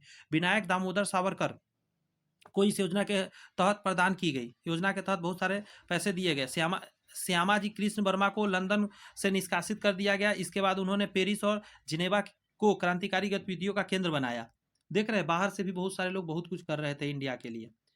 पेरिस में मैडम कामा बोला जाता है। लाला हरदयाल और सरदार सिंह राणा ने भारतीय स्वतंत्रता के लिए महत्वपूर्ण कार्य किया। सरदार सिंह राणा ने भारतीयों को बम बनाने का तरीका सिखाने के लिए प्रोत्साहित किया और 1909 में 20 पिस्तौल भारत भेजी। मॉडम कामा ने इंग्लैंड और पेरिस में लगातार कार्य किया। 1914 में लाला हरदयाल जर्मनी पहुंचे और उन्होंने बर्लिन में इंडियन रिवोल्यूशनरी सोसाइटी की स्थापना की। ये भी टॉपिक एग्जाम में आया हुआ है कि लाला हरदयाल जो थे कहाँ जाकर, जर्मनी में जाकर बर्लिन में इंडियन रिवोल्यूशनरी सोसाइटी की स्थापना किया था वहां पे। नेक्स्ट जो टॉपिक है हमारा वो है कामागाटामारू घटना। कनाडा की सरकार ने भारतीयों के प्रवेश पर प्रतिबंध लगा रखे थे। कनाडा के एक कानून के अनुसार वही भारतीय कनाडा में प्रवेश कर सकते थे जिसने किसी जहाज से सीधे कनाडा की यात्रा की हो। अमृतसर के अमीर व्यापारी बाबा गुरुदत्त सिंह ने जापान से कामागाटामारू नामक एक जहाज खरीदा और कनाडा जाने वाले भारतीयों को उस पर बैठाकर सीधा कनाडा भेज दिया, परंतु कनाडा सरकार ने भारतीयों को उतारने नहीं दिया और उन्हें पुनः भारत वापस भेज दिया। मार्ग में इस जहाज को किसी भी बंदरगाह में रुकने की इजाजत नहीं मिली। अब देखते रहिए क्या हुआ। जब यह जहाज कलकत्ता पहुंचा तो भारत सरकार ने समस्त यात्रियों को पंजाब लाने की आदेश दिया। ब्रिटिश सरकार ने बाबा गुरुदत्त सिंह व जहाज के अन्य यात्रियों को गिरफ्तार करने का प्रयास किया, जिससे दोनों पक्षों में संघर्ष हुआ। गुरुदत्त सिंह भाग निकले। भारतीय इतिहास में यह घटना कामागाटा मारू घटना के नाम से विख्यात हो गया। समझ रहे होंगे ये सारी बातें। क्रांतिकारी आंदोलन का द्वितीय चरण 1920 सेकेंड स्टेप रिवोल्यूशनरी मूवमेंट क्या था? जलियांवाला बाग हत्याकांड 1919 एवं असहयोग आंदोलन की असफलता के बाद क्रांतिकारी पुनः संगठित होने लगे। एक यहाँ पे टॉपिक है जिसको बोलते हैं उत्तर प्रदेश में क्रांतिकारी आंदोलन। सचिंद्र नाथ सन्याल ने 1920 में हिंदुस्तान प्रजातांत्रिक दल नामक एक नया दल बनाया। क्रांतिकारी को अस्त्र शस्त्र खरीदने के लिए धन की आवश्यकता थी, अतः उन्होंने सरकारी खजाने लूटने का निश्चय बना लिया। 19 अगस्त 1925 को क्रांतिकारी ने काकोरी नामक जगह पर ट्रेन रोककर सरकारी खजाना लूट लिया। ब्रिटिश पुलिस ने तुरंत कार्रवाई करते हुए 40 व्यक्तियों को गिरफ्तार कर लिया और उन पर मुकदमा चलाया। यह मुकदमा काकोरी षड्यंत्र केस के नाम से विख्यात है। अतः अंत में राम प्रसाद बिस्मिल्ला, राजेंद्र लहिरी, रोशन सिंह और अफजल उल्ला खां को फांसी की सजा दी गई इस केस के लिए। ये देख सकते हैं राम प्रसाद बिस्मिल्ला है। नेक्स्ट जो टॉपिक है उसमें कह रहा है पंजाब तथा दिल्ली में क्रांति आंदोलन कैसे हुआ। 1925 से 26 में एक ऐसे क्रांतिकारी का उदय हुआ जिसका नाम भारतीय इतिहास में स्वर्ण अक्षरों में लिखा गया है। यह महान नौजवान क्रांतिकारी भगत सिंह था। भगत सिंह का जन्म 1907 में सरदार किरण सिंह के घर में हुआ। 1926 में भगत सिंह ने यशपाल व छबीलाल दास आदि के साथ मिलकर नौजवान सभा की स्थापना की। 1928 में दिल्ली में उत्तर भारत में क्रांतिकारियों की एक बैठक में केंद्रीय क्रांतिकारी संगठन हिंदुस्तान सोशलिस्ट रिपब्लिकन आर्मी या हिंदुस्तान समाजवादी प्रजातांत्रिक सेना बनाई गई। इसकी शाखाएं पंजाब में, उत्तर प्रदेश, राजपुताना तथा बिहार के में स्थापित की। क्रांतिकारी ने साइमन कमीशन का स्वागत बम फेंकने से निश्चय किया कि साइमन कमीशन आने वाला है, साइमन कमीशन को भारत में नहीं एंट्री मारने देना है और बम फेंक के उसका स्वागत करेंगे। इसकी क्रांतिकारी ने साइमन कमीशन का स्वागत बम फेंक कर निश्चय किया। उस योजना के लिए हरेंद्र एवं मनमोहन गुप्त को बंबई भेजा गया, परंतु बम मनमार में ही फट गया। इस कारण यह योजना सफल नहीं हो सकी, पहले ही बम फट गया। आगे का था सैंडर्स की हत्या। साइमन कमीशन का विरोध करने का नेतृत्व लाहौर में वयोवृद्ध नेता, बहुत ज्यादा उम्र हो चुका था, लाला लाजपत राय ने किया। आगे शब्द कह रहा है कि 29 अक्टूबर 1928 को जब साइमन कमीशन लाहौर पहुंचा, लाला लाजपत राय ने नेतृत्व प्रदर्शनकारियों का प्रदर्शन किया। ब्रिटिश पुलिस ने बड़ी निर्दयता से लाला लाजपत राय और प्रदर्शनकारियों पर लाठी बरसा दी। 17 नवंबर 1928 को लाला लाजपत राय की मृत्यु हो गई। उनकी मृत्यु से संपूर्ण भारत में शोक का लहर दौड़ गई। क्रांतिकारियों ने इस राष्ट्रीय अपमान का बदला पुलिस अधिकारी सैंडर्स की हत्या करके लिया। केंद्रीय असेंबली बम कांड, ये भी बहुत ज्यादा एग्जाम में आता है, इसको अच्छे से समझिए। यहाँ पे कह रहा है ब्रिटिश सरकार जनता की इच्छा के विरुद्ध केंद्रीय असेंबली से ट्रेड डिस्प्यूट्स बिल पारित करने के बाद पब्लिक से सेफ्टी बिल पास करवाना चाहती थी। क्रांतिकारियों ने इस बिल को रुकवाने और जनता के आवाज सरकार तक पहुंचाने के लिए केंद्रीय असेंबली में बम फेंकने की योजना बनाई। इसमें किसी को मारने का प्लान नहीं था। कहा जा रहा है कि 9 अप्रैल 1929 को पब्लिक सेफ्टी बिल का केंद्रीय असेंबली में बहुत बहस चल रही थी। भगत सिंह ने, गौर से सुनिए, भगत सिंह ने केंद्रीय असेंबली में एक बम फेंका। बम फेंकते ही असेंबली हॉल में भगदड़ मच गई। क्रांतिकारी का उद्देश्य किसी की हत्या करना नहीं था। बम के साथ एक पर्ची भी फेंका गया जिसमें लिखा था, बहरों को सुनने के लिए बमों की आवश्यकता है। सरदार भगत सिंह बटुकेश्वर दत्त ने जानबूझकर अपनी गिरफ्तारी करवा ली। यही है बटुकेश्वर दत्त और ये है भगत सिंह। क्यों करवाया उसको समझिए जरा।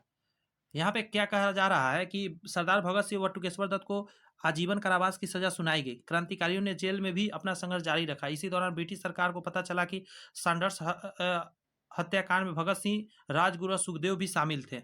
ये बात पता चल गया अंग्रेज को। भगत सिंह, राजगुरु और सुखदेव को ब्रिटिश सरकार ने 23 मार्च 1931 को फांसी के तख्त से लटका दिया। लेकिन कहानी कुछ यहाँ उल्टा पुल्टा यहाँ दिया नहीं गया उतना, 23 मार्च को ही डाला गया। लेकिन असल में क्या होता है, प्लान बनता है दूसरे दिन, लेकिन एक दिन पहले ही उनको फांसी पर लटकाया गया। लेकिन लगा कि सब लोग जान जाएगा तो रात के समय में ही फांसी दे दिया और सही से मरे भी नहीं थे, फिर भी उनको उतार कर उन्हें ले जाकर जलाने का भी कोशिश किया गया, दफनाने का। कहा जा रहा है कि महात्मा गांधी जी ने लॉर्ड इरविन से भगत सिंह व उसके साथियों की सजा कम करने की अपील की, परंतु ब्रिटिश सरकार ने इसे अस्वीकार कर दिया। पूरे देश में शोक की लहर छा गई थी। नेक्स्ट जो व्यक्ति है इनके बारे में जानिए, चंद्रशेखर आजाद और अन्य क्रांतिकारी।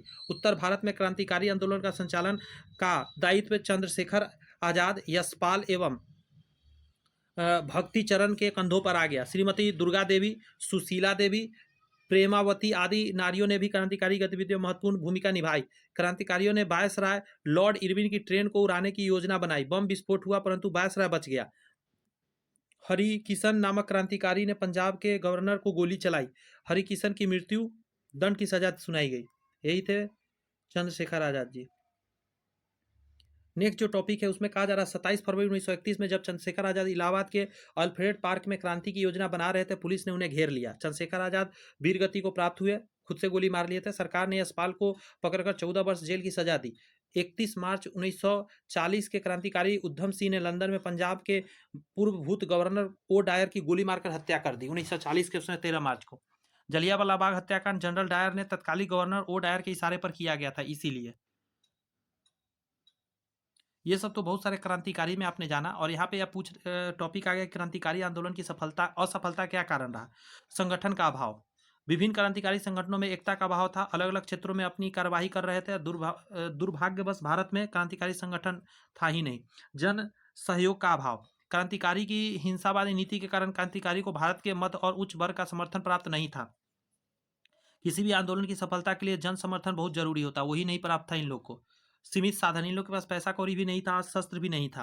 ब्रिटिश सरकार की दमनात्मक नीति। ब्रिटिश सरकार तो सरकार में था, 1907 के ही कानून ऐसा ऐसा बनाकर सभी को दंड देता था, बहुत बड़े बड़े दंड देने का उसके पास अधिकार था। महात्मा गांधी जी का जनता पर प्रभाव।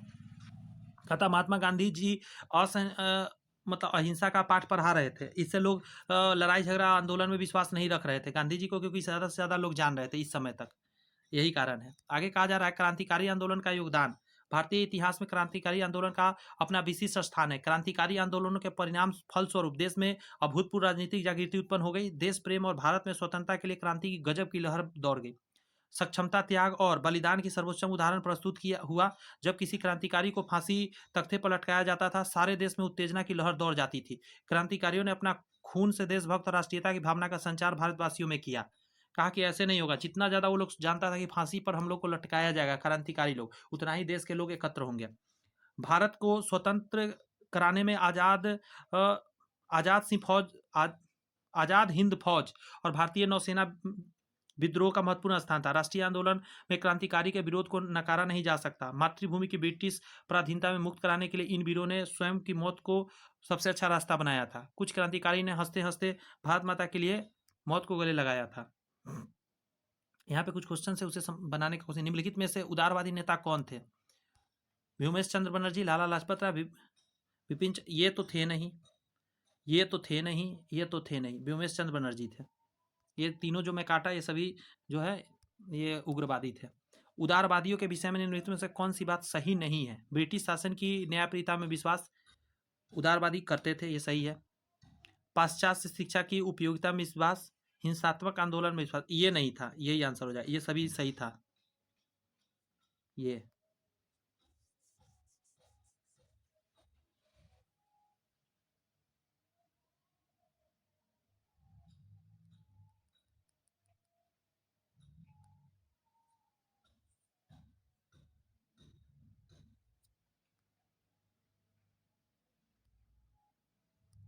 नेक्स्ट टॉपिक है हमारा भारत सरकार अधिनियम 1909, गवर्नमेंट ऑफ इंडिया एक्ट 1909।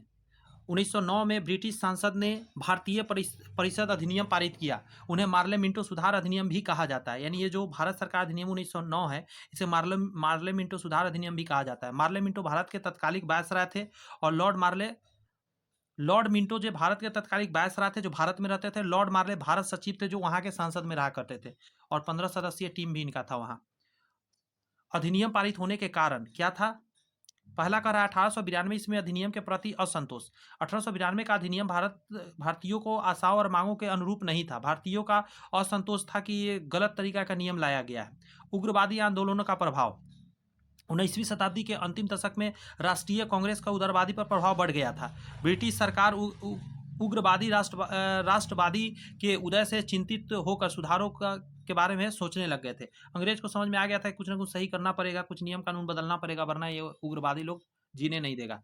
क्रांतिकारी आंदोलन। लॉर्ड कर्जन के बंगाल विभाजन के भारत में क्रांतिकारी आंदोलन तेजी से बढ़ा। चापेकर बंधुओं ने पूना में मिस्टर रंड और उनके सहयोगी की हत्या कर दी। नासिक के कलेक्टर को गोली मार दी गई। पूर्वी बंगाल के गवर्नर फ्रेजर की हत्या का प्रयास किया गया। इन सब घटनाओं से ब्रिटिश सरकार चिंतित हो उठी थी। उसने प्रशासकीय सुधारों को भारतीयों को संतुष्ट करने का प्रयास भी किया। मुस्लिम सांप्रदायिकता, मुस्लिम लीग पृथक प्रतिनिधित्व का मांग कर रही थी। वायसराय मिंटो पृथक प्रतिनिधित्व के सिद्धांत को स्वीकार कर चुका था। आगे कहा जा रहा है कि अब समय था कि 1892 के भारतीय परिषद अधिनियम में सुधार किया जाए। इंग्लैंड में उदारवादियों की विजय। अब यहाँ कह रहा है कि दिसंबर 1905 में इंग्लैंड में उदारवादी दल की विजय हुई, वह सत्ता में आ गई। कहाँ पे? इंग्लैंड में।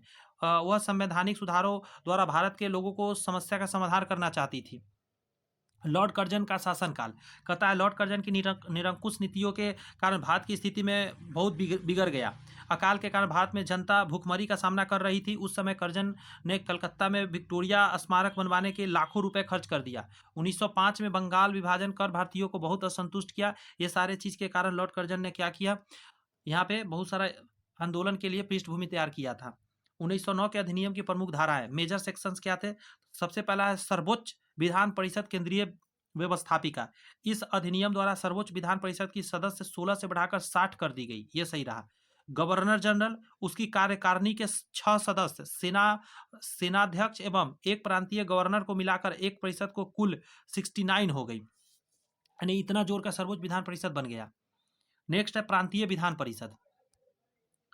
1909 में अधिनियम द्वारा प्रांतीय विधान परिषद की कुल सदस्य संख्या में बढ़ोतरी की गई। मद्रास व मुंबई में 1909 के पहले 24 सदस्य थे। इस अधिनियम द्वारा 46 कर दिए गए।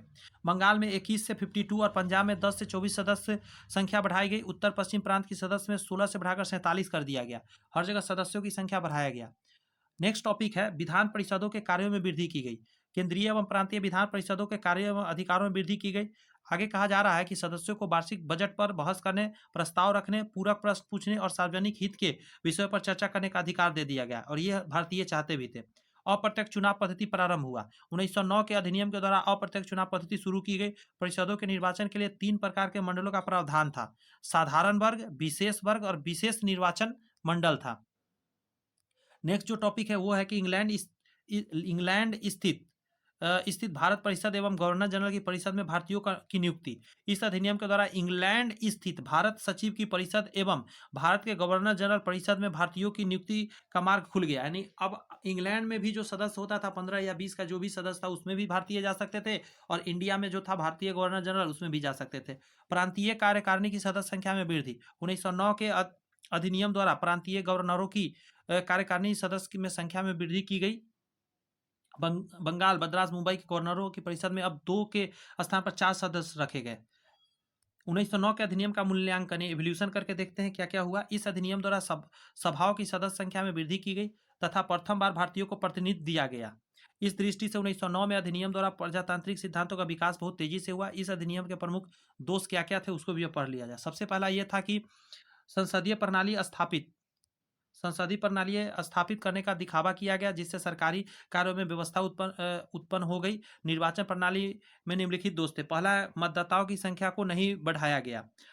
स्त्रियों को वोट देने का अधिकार नहीं दिया गया। सांप्रदायिक निर्वाचन प्रणाली का सूत्रपात किया गया। इस अधिनियम का सबसे प्रमुख दोष पृथक सांप्रदायिक प्रणाली को स्थापित करना। मुसलमानों को अलग प्रतिनिधि निर्वाचन करने का अधिकार मिला। इस व्यवस्था के द्वारा भारत में सांप्रदायिकता के बीच को मतलब अच्छा से बो दिया गया। भारत में लड़ाने का काम बढ़िया किया गया। यहाँ पे कहता है इस अधिनियम द्वारा प्रांतीय सरकारों पर केंद्रीय सरकार का नियंत्रण कम नहीं हुआ। केंद्रीय सरकार पर भारत सचिव और उसका परिषद का नियंत्रण बना रहा। अधिनियम द्वारा प्रदत्त अधिकारों को अनेक नियम विनियमों के द्वारा सीमित कर दिया गया। अनेक राष्ट्रीय नेताओं को चुनाव में भाग लेने के वंचित कर दिया गया। बहुत तरह के नियम उसमें लगा दिया गया। बहुत सारा नियम लाया गया, उसके साथ ऐसा ऐसा नियम जोड़ दिया गया कि सिर्फ वो दिखावा का चीज रह गया। कृषक तथा आदिवासी आंदोलन क्या है? भारत के अनेक वनों और पर्वतीय क्षेत्रों में कई जनजातियां बसी हुई थी जिन्हें प्रायः आदिवासी कहा जाता है। ब्रिटिश शासन की स्थापना के बाद बड़ी संख्या में बाहरी लोग, साहूकार, व्यापारी, ठेकेदार और ईसाई मिशनरी आदि आदिवासियों क्षेत्र में पहुंचने लगे और उनको भी अपना नियम कानून पढ़ाने लगे और उनको ये सब पसंद था नहीं। ब्रिटिश काल में जनजातियों द्वारा किए गए प्रमुख आंदोलन क्या था? सबसे पहले खासी आंदोलन। ये बहुत इंपॉर्टेंट है, इसको समझिए। करा पूर्वी क्षेत्र समझते हैं? ये अगर इंडिया है ये जो इधर का क्षेत्र है इसको पूर्वी क्षेत्र कहते हैं। पूर्वी क्षेत्र में सर्वप्रथम खासी जाति के विद्रोह किया। यह जाति असम की जैंतिया, असम का कौन सा जैंतिया और गारो पर्वतों के बीच अति प्राचीन काल से रह रही थी। ब्रिटिश सरकार ने इस क्षेत्र का सिलहट को जोड़ने के लिए सड़क निर्माण कार्य शुरू किया। सड़क निर्माण के लिए अनेक अंग्रेज और बंगाली इस क्षेत्र में आए। विदेशियों की उपस्थिति खासियों को पसंद नहीं थी। उन्होंने अपने नेता तीरथ सिंह के नेतृत्व में विद्रोह किया। 1829 में उन्होंने नवलोच पर आक्रमण किया और अनेक विदेशी को वध कर दिया, मतलब जान से मार दिया। अंग्रेज लेफ्टिनेंट बेडिंगफील्ड मारा गया। अंग्रेज ने अनेक खासी गांव जला दिया। 1833 में तीरथ सिंह ने आत्मसमर्पण कर दिया। अगला जो विद्रोह है उसको समझिए, कालो का विद्रोह। प्राचीन काल से ही छोटा नागपुर बिहार के नीचे में है, झारखंड में अभी पड़ता है। छोटा नागपुर क्षेत्र में कोल जनजाति निवास करती थी। बाहरी हस्तक्षेप के विरुद्ध 1831 में कोलों ने आंदोलन कर दिया। 1831 में कोलों ने बुद्धो भगत के नेतृत्व में विद्रोह किया था। बुद्धो भगत के यह आंदोलन शीघ्र ही रांची, पलामू, सोनपुर, तमार, हजारीबाग क्षेत्र में फैल गया। अंग्रेजों ने कठोरतापूर्वक इस आंदोलन का दमन कर दिया। अगला है संथाल विद्रोह। बंगाल और बिहार की सीमा पर सबसे प्रमुख संथाल जनजाति के लोग निवास करते थे। संथाल आदिवासी स्वतंत्रता पूर्वक अपना जीवन व्यतीत करते थे। अंग्रेजों की राजस्व व्यवस्था और बाहरी लोगों के हस्तक्षेप से आंदोलन कर दिया। 1855 में संथालों का नेतृत्व सिद्धू और कान्हू दो भाइयों ने किया था। विद्रोह इतना भयानक था कि ब्रिटिश सरकार के संपूर्ण क्षेत्र को अशांत घोषित कर दिया। विद्रोह का दमन करने के लिए सैनिक भेजी गई। 1856 तक संथालों और अंग्रेजों के बीच संघर्ष चलता रहा। सरकार ने विद्रोह का दमन कर दिया बाद में, क्योंकि सरकार के पास बंदूक, बम, गोला बारूद सब कुछ है, उसके पास सैनिक है। भीलों का आंदोलन। भील कहाँ रहते थे? राजस्थान, गुजरात और मध्य प्रदेश में निवास करते थे। भीलों ने समय समय पर ब्रिटिश कानूनों के विरुद्ध आंदोलन किए। 1828 खान देश के भीलों का आंदोलन हुआ। 1846 में मालवा में भी भीलों ने आंदोलन किया। इसके बाद गुजरात में भीलों ने आंदोलन किया। ब्रिटिश शक्ति के सामने भील ठहर नहीं पाया और अंग्रेज ने इसका दमन कर दिया। अब है आपका मुंडा विद्रोह। कहा जाता है कि मुंडा जनजाति दक्षिण बिहार के छोटा नागपुर के क्षेत्र में जंगल में निवास करती थी। यह जनजाति सदियों से अपने परंपराएं और रीति रिवाज पर पालन करती थी। सफलतापूर्वक जंगल में रहती थी। ब्रिटिश सरकार ने इन क्षेत्र में नवीन न्याय और भू राजस्व प्रणाली लगाया। मुंडा जनजाति ने इसका घोर विरोध किया। उन्होंने अपने नेता बिरसा मुंडा 1874 में जन्म लिया। 1900 में जो मरे थे, अंग्रेजों के विरुद्ध उनके मतलब उनके छाया क्षेत्र में बहुत सारा आंदोलन किया। कोल जनजाति ने भी बिरसा मुंडा का समर्थन किया। बिरसा मुंडा ने जनजाति के लोग बिरसा मुंडा को जनजातीय लोगों ने भगवान माना, भगवान का दर्जा दिया था। कहा जाता विचार था बिरसा मुंडा को भगवान दर्शन दिए, अतः हजारों मुंडा जनजाति के लोग उनके अनुयायी बन गए थे। ब्रिटिश सरकार ने बिरसा के बढ़ते प्रभाव को घबरा गई और बिरसा मुंडा और उसके अनुयायियों को जेल में डाल दिया। 1898 में वह जेल में मुक्त हुए। इसके बाद उन्होंने अनुयायियों के साथ तलवार और धनुष बाण चलाने की शिक्षा दी। 1890 में बिरसा के नेतृत्व में मुंडाओं ने विद्रोह कर दिया, परंतु ब्रिटिश सरकार की शक्ति के सामने मुंडाओं को हारना पड़ा। 200 मुंडा बंदी मारे गए। बिरसा को बंदी बनाकर जेल डाल दिया गया, जहां उनकी मृत्यु हो गई। आज भी मुंडा जनजाति के लोग बिरसा को भगवान के रूप में पूजते हैं। नेक्स्ट जो टॉपिक है उसको समझिए। जनजाति द्वारा किए गए आंदोलन असफल थे। इन आंदोलनों के असफलता का प्रमुख कारण संगठन और योजना का अभाव था। ब्रिटिश सेना जनजाति की तुलना में अधिक शक्तिशाली भी थी। होम रूल आंदोलन की अब बात करते हैं। ये क्या है होम रूल मूवमेंट? कहा जाता है कि 1907 में कांग्रेस के विभाजन के बाद राष्ट्रीय आंदोलन की शिथिलता आ गई थी। 1914 में लोकमान्य बाल गंगाधर तिलक, कौन? लोकमान्य बाल गंगाधर तिलक जी को रिहा किया गया। कांग्रेस में उदारवादियों का प्रभुत्व था। होम रूल लीग की स्थापना 23 अप्रैल 1916 को पुणे में तिलक ने इंडियन होम रूल लीग की स्थापना की घोषणा की। कहाँ पे? 23 अप्रैल 1916 को पुणे में तिलक ने इंडियन होम रूल लीग की स्थापना की घोषणा कर दी। 1 सितंबर 1916 को एनी बेसेंट ने भी मद्रास में, पहले तो पुणे में किया किसने? तिलक जी ने, इंडियन होम रूल लीग। और 1 सितंबर 1916 को, 24 अप्रैल को तो ये किए थे, और 1 सितंबर को जाकर एनी बेसेंट ने भी मद्रास में होम रूल लीग की स्थापना की घोषणा की। एनी बेसेंट ने मद्रास में प्रकाशित होने वाली एक पत्र था common bill, new India, young India, Mumbai के माध्यम से होम रूल स्वशासन के बारे में लोगों को समझाना प्रारंभ किया। तिलक जी ने केसरी और मराठा समाचार पत्र के माध्यम से होम रूल लीग के समर्थन किया। एनी बेसेंट 1847 ईस्वी में लंदन में जन्मी एक आयरिश महिला थी। उन्हें भारत को स्वायत्त शासन दिलाने के लिए अथक प्रयास किए। एनी बेसेंट ने होम रूल लीग की शाखाएं बंबई, इलाहाबाद, कानपुर, अहमदाबाद, बनारस और मथुरा आदि प्रमुख स्थानों में खोली गई, जिसके महत्वपूर्ण कार्य नेता जैसे कि पंडित मोतीलाल नेहरू थे एवं तेज बहादुर स्प्रू ने इसकी होम रूल लीग की सदस्यता ग्रहण की थी कि नहीं। ये जो हो रहा है सही है। लोकमान्य तिलक यही है, देख लीजिए। नेक्स्ट जो टॉपिक है उसको हम लोग बोलते हैं होम रूल आंदोलन का उद्देश्य, यानी ऑब्जेक्टिव ऑफ होम रूल आंदोलन क्यों किया गया। होम रूल आंदोलन का प्रमुख उद्देश्य क्या था? ब्रिटिश साम्राज्य के अंतर्गत स्वशासन प्राप्त करना था। होम रूल आंदोलन के उद्देश्यों पर प्रकाश डालते हुए एनी बेसेंट ने कॉमन बिल में लिखा क्या था? राजनीतिक सुधारों के क्षेत्र में हमारा उद्देश्य ग्राम सभा, जिला, वार्डों, प्रांतीय असेंबली से होते हुए राष्ट्रीय संसद तक उन्हें स्वशासित उपनिवेश के लेजिस्लेटिव सभाओं के समान अधिकार हो, संगठन स्थापित करना। इसके अतिरिक्त साम्राज्य के स्वशासित राज्यों के प्रतिनिधित्व भी इंपीरियल संसद में भेजी जाए। इस आंदोलन का उद्देश्य सोए हुए भारतीयों को जगाना एवं उन्हें राजनीतिक चेतना संपन्न कराना भी था। ये सारी बात आपको कुछ माइंड में एकदम छपते जा रही होगी, अगर गौर से आप सुन रहे होंगे, समझने का प्रयत्न कर रहे होंगे, तो सारी बात क्लियर कट आपके माइंड में जा रही होंगी। बस आपसे इतना ही रिक्वेस्ट है, थोड़ा उबाऊ लगेगा लेकिन मैं कुछ नहीं कर सकता। मैं चाहता हूँ कि एक बार थ्योरी आप भी सुने मेरे साथ साथ, सारे थ्योरी सुने रहेंगे। ऑब्जेक्टिव जब मैं लेकर आऊँगा इसके बाद तो आपको बहुत अच्छे से समझ में आएगी। आगे टॉपिक है कि होम रूल आंदोलन का प्रचार एवं दमन, यानी campaign of and operations of home rule movement. Tilak ji ने एवं एनी बेसेंट ने अपने अपने तरीकों से होम रूल आंदोलन का खूब प्रचार किया। तिलक ने क्षेत्रीय भाषा में शिक्षा और भाषा के आधार पर राज्यों के मांग को होम रूल के साथ जोड़ दिया। ब्रिटिश सरकार ने तिलक के कुछ भाषणों को राजद्रोह हरात्मक मानते हुए उन्हें मुकदमे और नोटिस थमाया। जिला अधिकारी के इस निर्देश के विरुद्ध तिलक ने उच्च न्यायालय में अपील की। तिलक की और से बैरिस्टर मोहम्मद अली जिन्ना ने अपील की कार्यवाही किया था। उच्च न्यायालय में तिलक के भाषण को आपत्तिजनक नहीं माना और सरकारी आदेश को अवैध घोषित कर दिया। इससे तिलक की लोकप्रियता और भी बढ़ गई।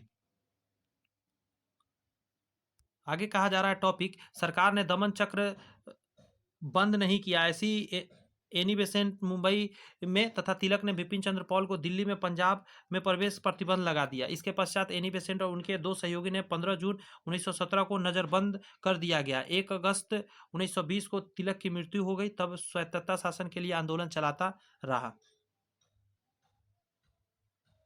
ये रही मिस एनी बेसेंट, देख लीजिए।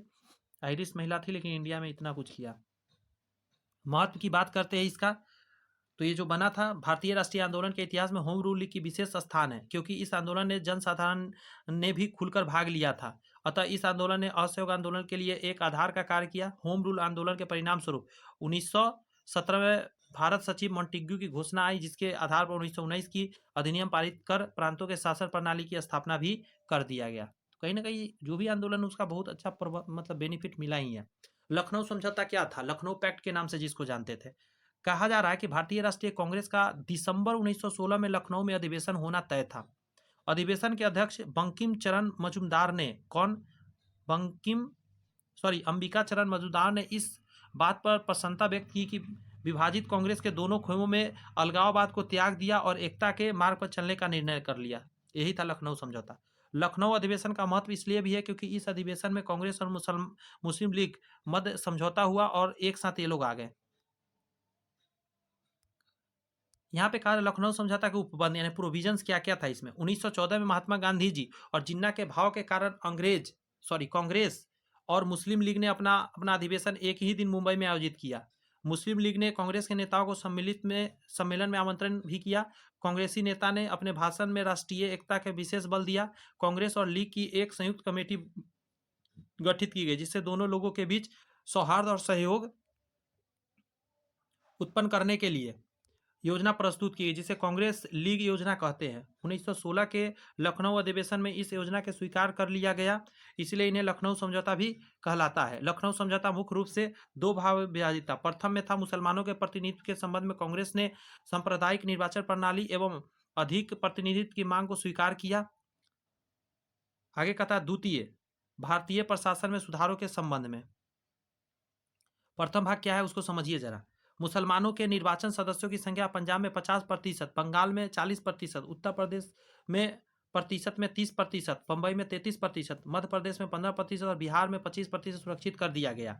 केंद्रीय व्यवस्थापिका सभा में मुसलमानों के लिए निर्वाचित सदस्यों की संख्या 1/3 भाग निश्चित भी कर दिया गया। यह भी व्यवस्था की गई कि समस्त निर्वाचन सांप्रदायिक निर्वाचन क्षेत्र के आधार पर होंगे। तो ये सारे प्रावधान दिया गया मुसलमानों को, मुस्लिम लीग को।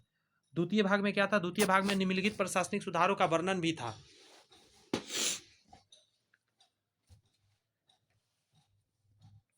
एक सेकेंड मुझे दीजिए, थोड़ा लंबा क्लास होता है तो हाथ दुख जाते हैं लिखते लिखते।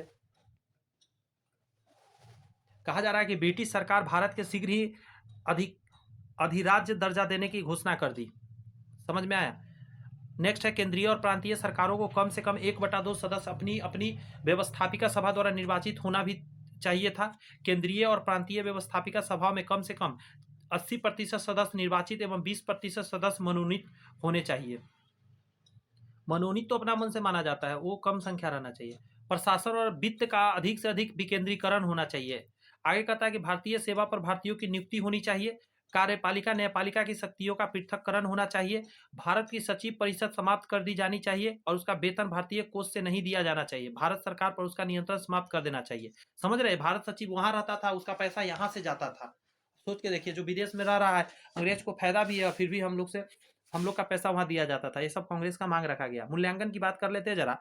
लखनऊ जो समझौता था ने राष्ट्रीय आंदोलन को दृढ़ता प्रदान की। सुरेंद्र नाथ ने इसे भारत के इतिहास का स्वर्णिम दिन निरूपित किया। लखनऊ समझौते में तिलक और एनी बेसेंट ने महत्वपूर्ण भूमिका निभाई। मदन मोहन मालवीय इस समझौते के विरोध में थे। उनका विचार था कि इस समझौते द्वारा मुसलमानों को बहुत अधिक सुविधा दी गई है, किंतु उस समय हिंदू और मुसलमानों द्वारा संयुक्त रूप से सरकार का विरोध करना आवश्यक था, न कि किसको फायदा किसको घाटा हो रहा है। एक शब्द है रॉलेट एक्ट, ये तो हर कोई जानता है, फिर भी इसको अच्छे से पढ़ते हैं।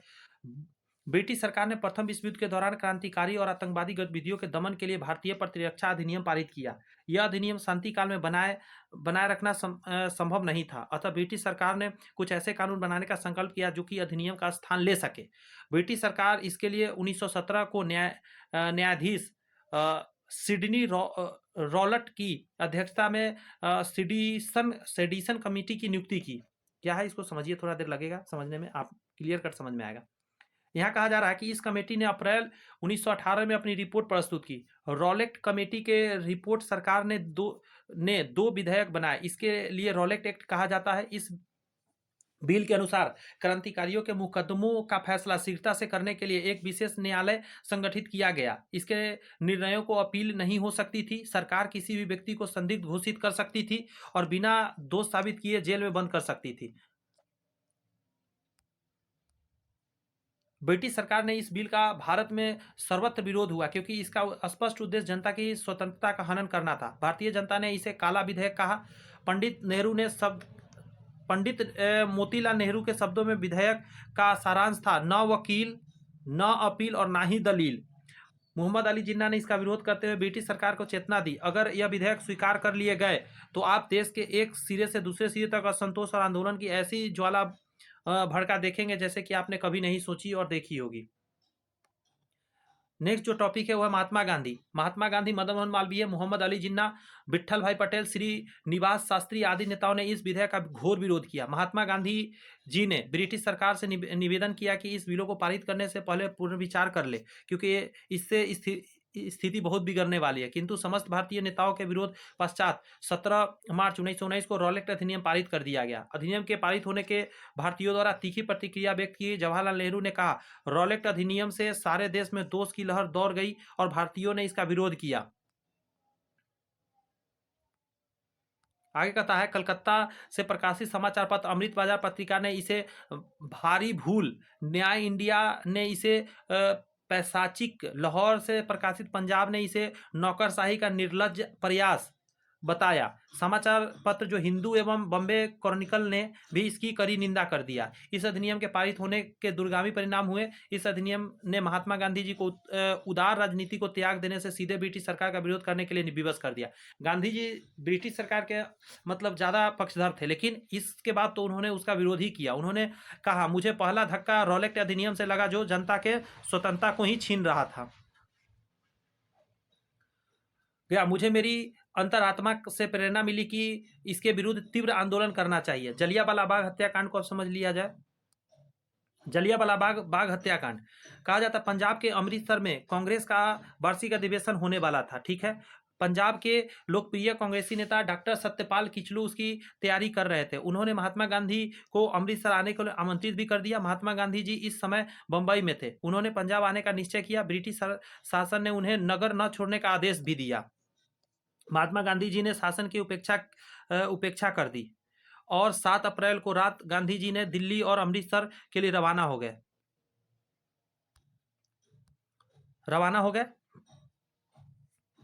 आगे कहा जा रहा है कि पलवल स्टेशन पर महात्मा गांधी को पुलिस ने रेलगाड़ी से उतार लिया। 10 अप्रैल को उन्हें बंबई भेज दिया गया। उनके बंदी बनाए जाने के विरोध में बंबई में 17 अप्रैल तक हड़ताल रही। लगातार हड़ताल रहा। जलियांवाला बाग हत्याकांड का ये पिक्चर है कुछ, यहां समझिए। कहा जा रहा है 10 अप्रैल 1919 को अमृतसर के डिप्टी कमिश्नर ने डॉक्टर सत्यपाल एवं डॉक्टर किचलू को प्रातः बंदी बनाकर धर्मशाला नगर में नजरबंद कर दिया गया। दोनों नेताओं के बंदी बनाए जाने से समाचार नगर में जो समाचार था आग की तरफ फैली। जनता ने शहर में हड़ताल कर दी। जनता ने जुलूस ने मुख्य मार्गों को होते हुए डिप्टी कमिश्नर के निवास स्थान पर तरफ नेताओं की रिहाई की मांग करने के लिए प्रस्थान किया।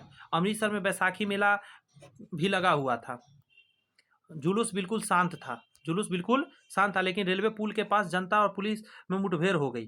पुलिस की चेतावनी का जुलूस तितर बितर नहीं हुआ तो पुलिस ने गोली चला दी। इस पर जनता उत्तेजित हो गई और बदले की भावना से प्रेरित होकर उसने तोड़फोड़ करना शुरू कर दिया। सरकारी संपत्ति को नष्ट करने का भी प्रारंभ कर दिया। मार्ग में जो भी यूरोपियन मिला जनता ने उस पर हमला कर दिया।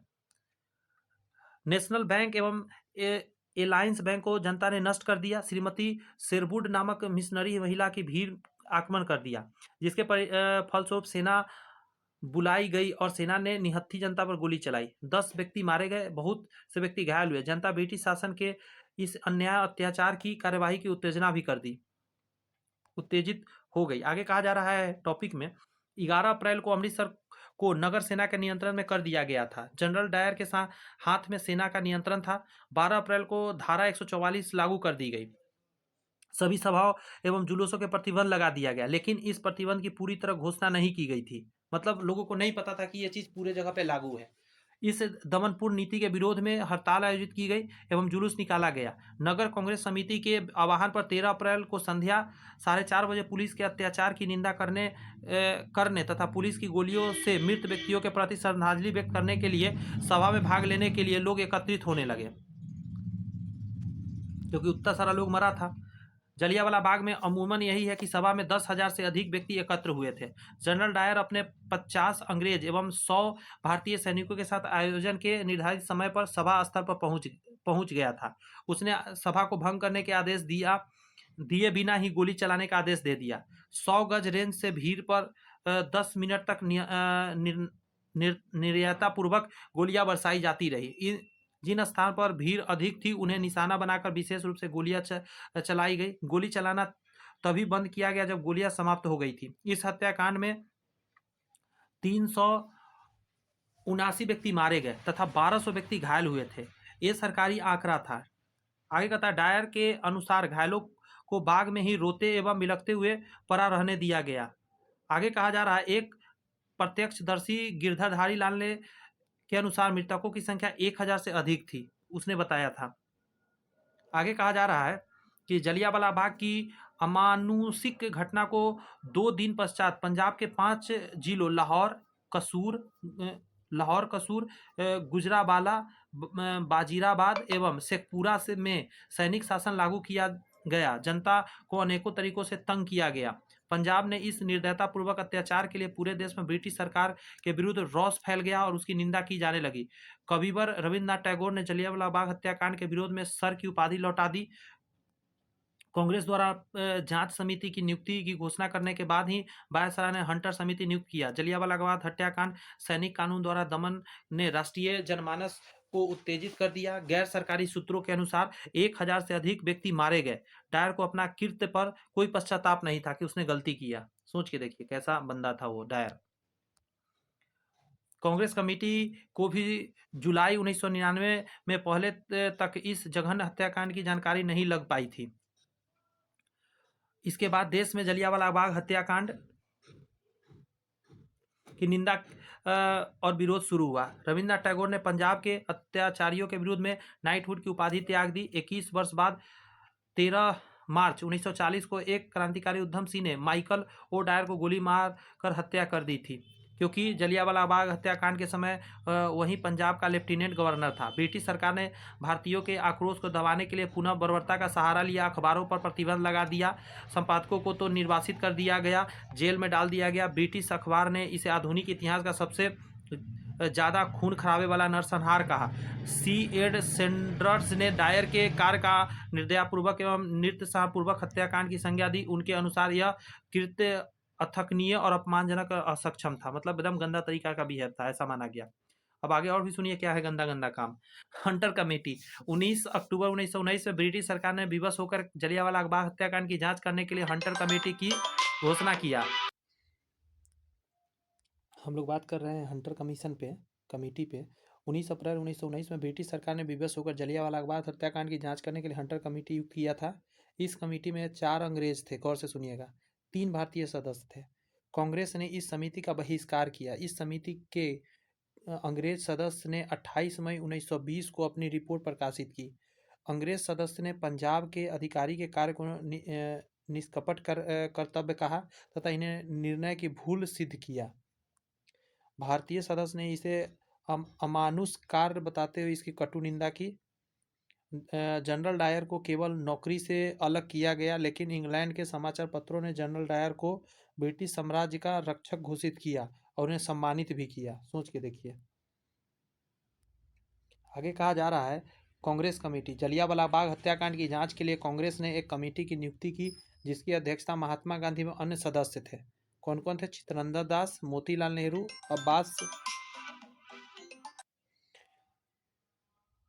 व्यक्ति कौन कौन थे ये ध्यान रखिएगा। चित्तरंजन दास, मोतीलाल नेहरू, अब्बास तैयब जी और डॉक्टर M.R. जयकर। इस कमेटी ने रिपोर्ट दी कि जलियांवाला बाग में मरने वाले व्यक्ति की संख्या सरकारी रिपोर्ट से कहीं अधिक है। कांग्रेस ने पंजाब अत्याचारों के लिए उत्तरदायी अधिकारियों को उचित दंड देने एवं मृत्यु व्यक्तियों के परिजनों को अधिक सहायता देने की मांग की, परंतु ब्रिटिश सरकार ने इस मांग को अस्वीकार कर दिया। अनाधिकारिक आंकड़ों के अनुसार इस हत्याकांड में 1000 से अधिक लोग मारे गए और 2000 से अधिक लोग घायल हुए थे। सोचिए कितना झूठ लोग प्रकाशित किया, रिपोर्ट दिया। मतलब यदि किसी घटना ने भारतीय स्वतंत्रता संग्राम पर सबसे अधिक प्रभाव डाला तो वह जलियांवाला बाग हत्याकांड ही था। इसने भारत के राष्ट्रवादी आंदोलन को न्याय दिया, दिशा दी। कांग्रेस और गांधी जी ने दुखी होकर असहयोग आंदोलन का निश्चय किया। यह घटना भारत में ब्रिटिश शासन के अंत की शुरुआत बनी। इंग्लैंड के प्रधानमंत्री चर्चिल ने इसे अमानवीय और ब्रिटिश इतिहास के लिए धब्बा निरूपित कर दिया। चर्चिल क्यों ऐसा बोले पता है? क्योंकि ये शासन में नहीं थे उस समय, वहाँ पे विपक्षी टीम थे। कहा जा रहा है कि 1919 का भारत सरकार अधिनियम तथा द्वैत शासन, ब्रिटिश सरकार ने इसे मॉन्टेग्यू चेम्सफोर्ड अधिकार भी कहा है। गौर से सुनिए, ब्रिटिश सरकार ने इसे मॉन्टेग्यू चेम्सफोर्ड अधिनियम भी कहा है। उस समय मॉन्टेग्यू भारत सचिव और चेम्सफोर्ड भारत के वायसराय थे। मतलब चेम्सफोर्ड भारत में थे और मॉन्टेग्यू वहाँ पे सचिव थे। ये जो लाइन है कि भारत सरकार अधिनियम 1919 के पारित होने का क्या कारण था, तो पहले था मार्ले मिंटो अधिनियम के प्रति असंतोष। ये जो अधिनियम 1909 में आया था एकदम सही नहीं था। लोग इससे एकदम हताहत थे, नहीं मानते थे। इससे भारतीयों गहरा असंतोष था। भारतीय स्वशासन की मांग कर रहे थे, किंतु अधिनियम द्वारा स्वशासन को कुछ नहीं मिल रहा था। अतः भारतीय इसको नहीं चाहते थे, इसीलिए 1919 का अधिनियम लाया गया। 1919 में बहुत कुछ प्रावधान किया गया, आगे हम लोग देखेंगे। प्रथम विश्व युद्ध का प्रभाव। अब जान लीजिए कि ब्रिटिश सरकार के मतभेद होने के बावजूद भारतीयों ने इस युद्ध में अंग्रेजों का सहायता किया। क्यों किया? क्योंकि गांधी जी इस चीज़ के लिए क्या किए थे? उत्तरदायी थे। गांधी जी ने कहा था कि चलो ठीक है, भारतीय सेना जाके लड़ेगी। बहुत सारे लोगों की मृत्यु हुई। ये जो मैं कह रहा हूँ कि बहुत सारे लोगों की मृत्यु हुई, तो सैनिकों की मृत्यु हुई, क्योंकि भारतीय लड़ रहे थे किसी अंग्रेज के तरफ से। लेकिन भारतीयों को समझाया गया था कि मैं तुम्हें ये कर दूंगा, वो कर दूंगा, ये फायदा दूंगा, मतलब स्वायत्तता दूंगा, लेकिन कुछ नहीं। प्रथम विश्व युद्ध का एक न्याय परिणाम हुआ कि भारतीय मुसलमान अंग्रेजों के विरुद्ध हो गए। हिंदू एवं मुसलमान में पारस्परिक सहयोग बढ़ गया और 1919 के अधिनियम पारित करके अंग्रेजों ने भारतीयों को संतुष्ट करने का भी प्रयास किया। आगे कहा जा रहा है क्रांतिकारी आंदोलन 1909 के अधिनियम के बाद क्रांतिकारी गतिविधियां महाराष्ट्र और बंगाल में गतिविधियां तेज हो गई थी। रास बिहारी बोस जो है के द्वारा वायसराय लॉर्ड हार्डिंग पर बम फेंका गया। विदेशों में भी क्रांतिकारियों ने केंद्र स्थापित हुए, इससे अंग्रेजी भयभीत होने लगे और उन्हें भारतीयों को संतुष्ट करने के लिए 1919 का अधिनियम लाना पड़ा। आगे उसी तरह टॉपिक है उदारवादी व उग्रवादी में समझौता हो गया। 1907 के सूरत अधिवेशन में जो अलग हुआ था 1916 में जाके पूना में एक जगह हो गया। अब ऐसा होने से क्या हो गया कि मतलब सोच लिया अंग्रेज कि भाई ये लोग एक साथ आ गए हैं, उग्रवादी भी और उदारवादी, तो फिर तो मेरे लिए ज़्यादा प्रॉब्लम आएगा। बात समझ में आया। लखनऊ समझौता, आगे आइए। लखनऊ समझौता क्या हुआ तो कहा जाता है कांग्रेस और मुस्लिम लीग मध्य 1916 में लखनऊ में समझौता होने के कारण सरकार पर दबाव बढ़ा। मुसलमानों ने, ऊपर में आपने देखा था बहुत सारे लिस्ट में मांग रखा गया था लखनऊ समझौता में अंग्रेज के सामने। मुसलमानों ने कांग्रेस से समझौता करके स्वशासन की मांग को समर्थन किया और ब्रिटिश सरकार के समक्ष भारतीयों के शांत करने के लिए कुछ नहीं तो अधिनियम लाना जरूरी था, जिसे भारतीय देखकर यह समझे कि हाँ मेरे पक्ष में कुछ बात है तो शायद शांत रहे भारतीय। अधिनियम में क्या क्या धाराएं थी उसको पढ़ना बहुत जरूरी है। 1919 का अधिनियम भारत मंत्री मोंटेग्यू की 20 अगस्त 1919 की घोषणा पर आधारित था। ब्रिटिश पार्लियामेंट इसे 18 दिसंबर 1919 को पारित किया और 23 दिसंबर को सम्राट ने इसे स्वीकृति भी दे दिया। आगे कहता है इस अधिनियम द्वारा भारत में प्रशासनिक ढांचे महत्वपूर्ण किया जाएगा। अब गौर से सुनिए क्या क्या इसमें हुआ। पहला प्रस्तावना, इसकी प्रस्तावना में कहा गया भारत ब्रिटिश साम्राज्य का अभिन्न अंग बना रहेगा। भारत जो है ब्रिटिश साम्राज्य का अभिन्न अंग बना रहेगा। दूसरा है कि भारत में उत्तरदायी सरकार की स्थापना होगी। प्रशासन के प्रत्येक क्षेत्र में भारतीयों को अधिक से अधिक समावेशित किया जाएगा और स्वशासित संस्थाओं का भी विकास किया जाएगा। देख रहे हैं मांग कितना मानते जा रहा है धीरे धीरे अंग्रेज मजबूरन। गृह सरकार से संबंधित संविधान, गृह सरकार में भारत मंत्री और इंडियन काउंसिल थी। इस अधिनियम ने काउंसिल के सदस्यों की संख्या में कमी कर दी। अब काउंसिल के सदस्य कम से कम 5 और अधिक से अधिक 12 हो सकेंगे। इस अधिनियम द्वारा भारत सचिव, गौर से सुनिए, भारत सचिव का वेतन ब्रिटिश स्वराज से दिया जाना तय हुआ। इंग्लैंड में भारत सरकार के प्रतिनिधि के रूप में एक नवीन पद बनाया गया। देख रहे हैं भारत सरकार के प्रतिनिधि का एक नया जो पद बनाया गया और पैसा जो यहाँ से जाता था वो सारे राजस्व वहीं से अब दिया जाएगा। भारत शासन से संबंधित कुछ कार्य जैसे भारतीयों की शिक्षा आदि के लिए भारतीय कई कमिश्नर का नया पद स्थापित किया गया, हाई कमिश्नर। उसका वेतन भारतीय कोष से दिया जाता था। प्रांतों में हस्तांतरित विषयों पर भारत सचिव का नियंत्रण बना रहा।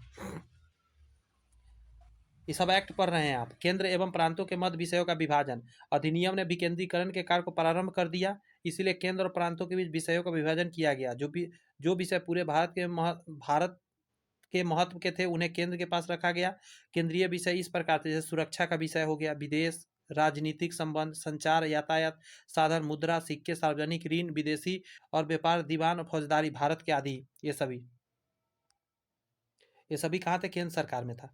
अच्छा, प्रांत में द्वैत शासन, प्रांतीय शासन को 2 भागों में विभाजित किया गया, आरक्षित विषय और हस्तांतरित विषय। गवर्नर तथा उसकी कार्यकारिणी को आरक्षित विषय से पूर्व नियंत्रित किया गया था और आरक्षित विषय के संबंध में गवर्नर विधानमंडल के प्रति नहीं अपितु गवर्नर जनरल तथा भारत सचिव के प्रति उत्तरदायी था।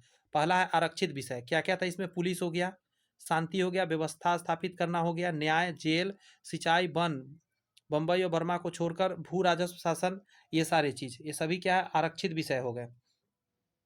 अब सुनिएगा, अस्थायी स्वतंत्रता शासन, शिक्षा, यूरोपीय शिक्षा, सार्वजनिक व्यवस्था, चिकित्सा, सार्वजनिक निर्माण, कृषि, आबाकारी आदि हस्तांतरित विषय गवर्नर और मंत्रियों को सौंप दिए गए। बात समझ में आया कितना दिमाग का तेज निकला? जो भी मेन है वो अपने हाथ में रख लिया। आगे कहा जा रहा है कि इस प्रकार राजनीतिक सत्ता को गवर्नर तथा उसकी कार्यकारिणी आरक्षित विषय तथा गवर्नर और मंत्रियों हस्तांतरित विषय के बीच मुक्त किए जाने के द्वैत शासन कहा गया। फिर से सुन लीजिए इस लाइन को, द्वैत शासन शायद बहुत लोग नहीं समझ पाए, फिर से समझा रहा हूं। इस प्रकार राजनीतिक सत्ता को गवर्नर तथा उसकी कार्यकारिणी आरक्षित विषय कर लिया गया। जितना ऊपर में मैंने पढ़ा और जितना ये सब चीजें नीचे पढ़ा अभी लाइन में, वो सब क्या था? गवर्नर और मंत्रिया मतलब हस्तांतरित विषय के बीच मुक्त कर दिया गया। इसे द्वैत शासन के रूप में जाना गया। नेक्स्ट टॉपिक कह रहा है कि प्रांतीय व्यवस्था। 1919 के अधिनियम द्वारा विधानमंडलों को अब विधान परिषद कहा जाएगा। अभी भी विधान परिषद होता है ना, तो विधानमंडल था उसे विधान परिषद कहा गया। शेष सदस्यों को गवर्नर मनोनीत करता था। मनोनीत सदस्यों से कुछ सरकारी कुछ गैर सरकारी होते थे। मुसलमानों के अतिरिक्त सिखों, भारतीय, ईसाई, यूरोपियन, आंग्ल इंडियन को पृथक निर्वाचनों का अधिकार दिया गया। इसके लिए स्थान सुरक्षित कर दिए गए। आगे कहा जा रहा है कि गवर्नर के विशेष अधिकार। आरक्षित विषय पर गवर्नर किसी विधेयक को स्वयं पारित कर सकता था। आगे कहता है किसी विधेयक पर वाद विवाद बंद करा सकता था, किसी विधेयक को पुनर्विचार किया जा सकता था। कुछ विधेयकों के लिए गवर्नर की पूर्व स्वीकृति आवश्यक हो गई थी। उत्तर प्रदेश के मंत्री चिंतामणि के अनुसार वास्तविक शक्ति मंत्रियों के हाथ में नहीं, भारत गवर्नर के हाथ में थी।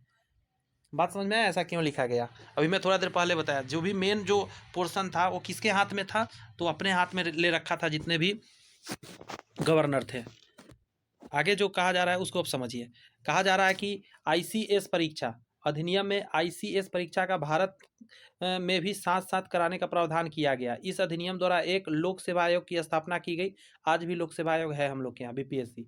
1 अप्रैल 1921 में द्वैध शासन बम्बई, मद्रास, बंगाल, उत्तर प्रदेश, पश्चिम पंजाब, बिहार, उड़ीसा, मध्य प्रदेश, असम में प्रारंभ किया गया।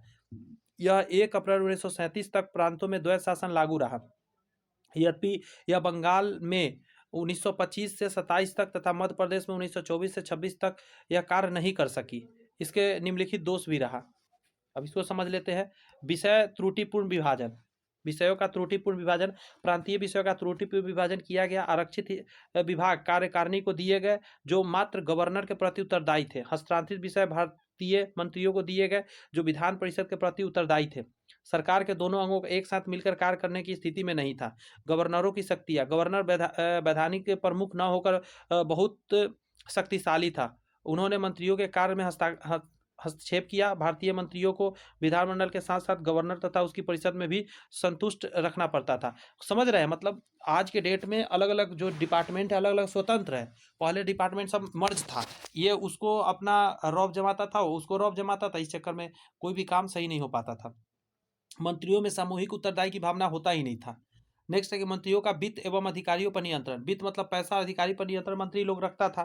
धन पर वित्तीय विभाग का पूर्ण नियंत्रण था। अतः भारतीय मंत्रियों को धन के लिए हमेशा गवर्नर तथा वित्त सचिव की कृपा पर निर्भर रहना पड़ता था कि हाँ भाई, जो गवर्नर है और वित्त सचिव है पैसा का सैंक्शन करेगा तो मिलेगा, नहीं तो कुछ नहीं। मंत्रियों का अधिकारियों पर भी नियंत्रण रहता था क्योंकि इसका स्थानांतरण हस्तक्षेप विषय के अंतर्गत रख दिया गया था। बात समझ में आ रहा है कितना प्रॉब्लम था? आगे कहा जा रहा है कि 1919 के अधिनियम में गवर्नर जनरल के पास वास्तविक विशेषाधिकार थे। यदि गवर्नर जनरल के आदेश पर विधानमंडल किसी विधेयक को पारित नहीं करता तो गवर्नर क्राउन की अनुमति से उसे पारित कर सकता था। बात समझ में आया? मतलब लोगों का जो, जैसे अभी लोकसभा राज्यसभा है, यहाँ से कोई चीज पारित नहीं हो रहा है तो डायरेक्ट ऊपर से वहां से अंग्रेज लोग वहां से क्या करता, ठप्पा लगवा के पारित करवा लेता। वह अध्यादेश भी जारी कर सकता था। इस कारण से प्रांतों में उत्तरदायी शासन का विकास नहीं हो सकता था।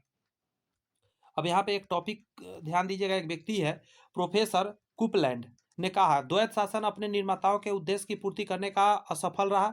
उसने उत्तरदायी शासन की कोई वास्तविक शिक्षा प्रदान नहीं की। यद्यपि द्वैत शासन जटिल और भ्रांतिपूर्ण था, इसका असफल होना निश्चित था, परंतु इसी शासन में लोकप्रिय मंत्रियों ने स्थानीय निकायों, शिक्षा तथा समाज सुधारों की ओर ध्यान भी दिया। 1919 के अधिनियम का भारतीय संवैधानिक इतिहास में बहुत बड़ा स्थान भी है। सही बात है। इसी के बाद 1935 का अधिनियम आएगा, इसी के आधार पर आएगा, इसी का अच्छा वर्सन और उसी का सबसे ज्यादा पार्ट आज के हमारे संविधान में है।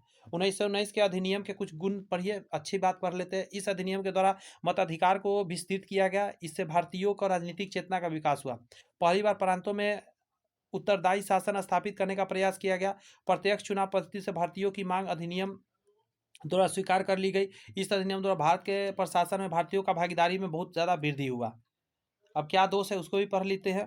कह रहा है इस अधिनियम में गुणों की अपेक्षा दोष अधिक थे। केंद्र में उत्तरदायी शासन की स्थापना की गई थी। इस अधिनियम में सांप्रदायिकता को बढ़ावा दिया गया। द्वैत शासन के अंतर्गत विषयों का विभाजन अतार्किक और व्यवहारिक था।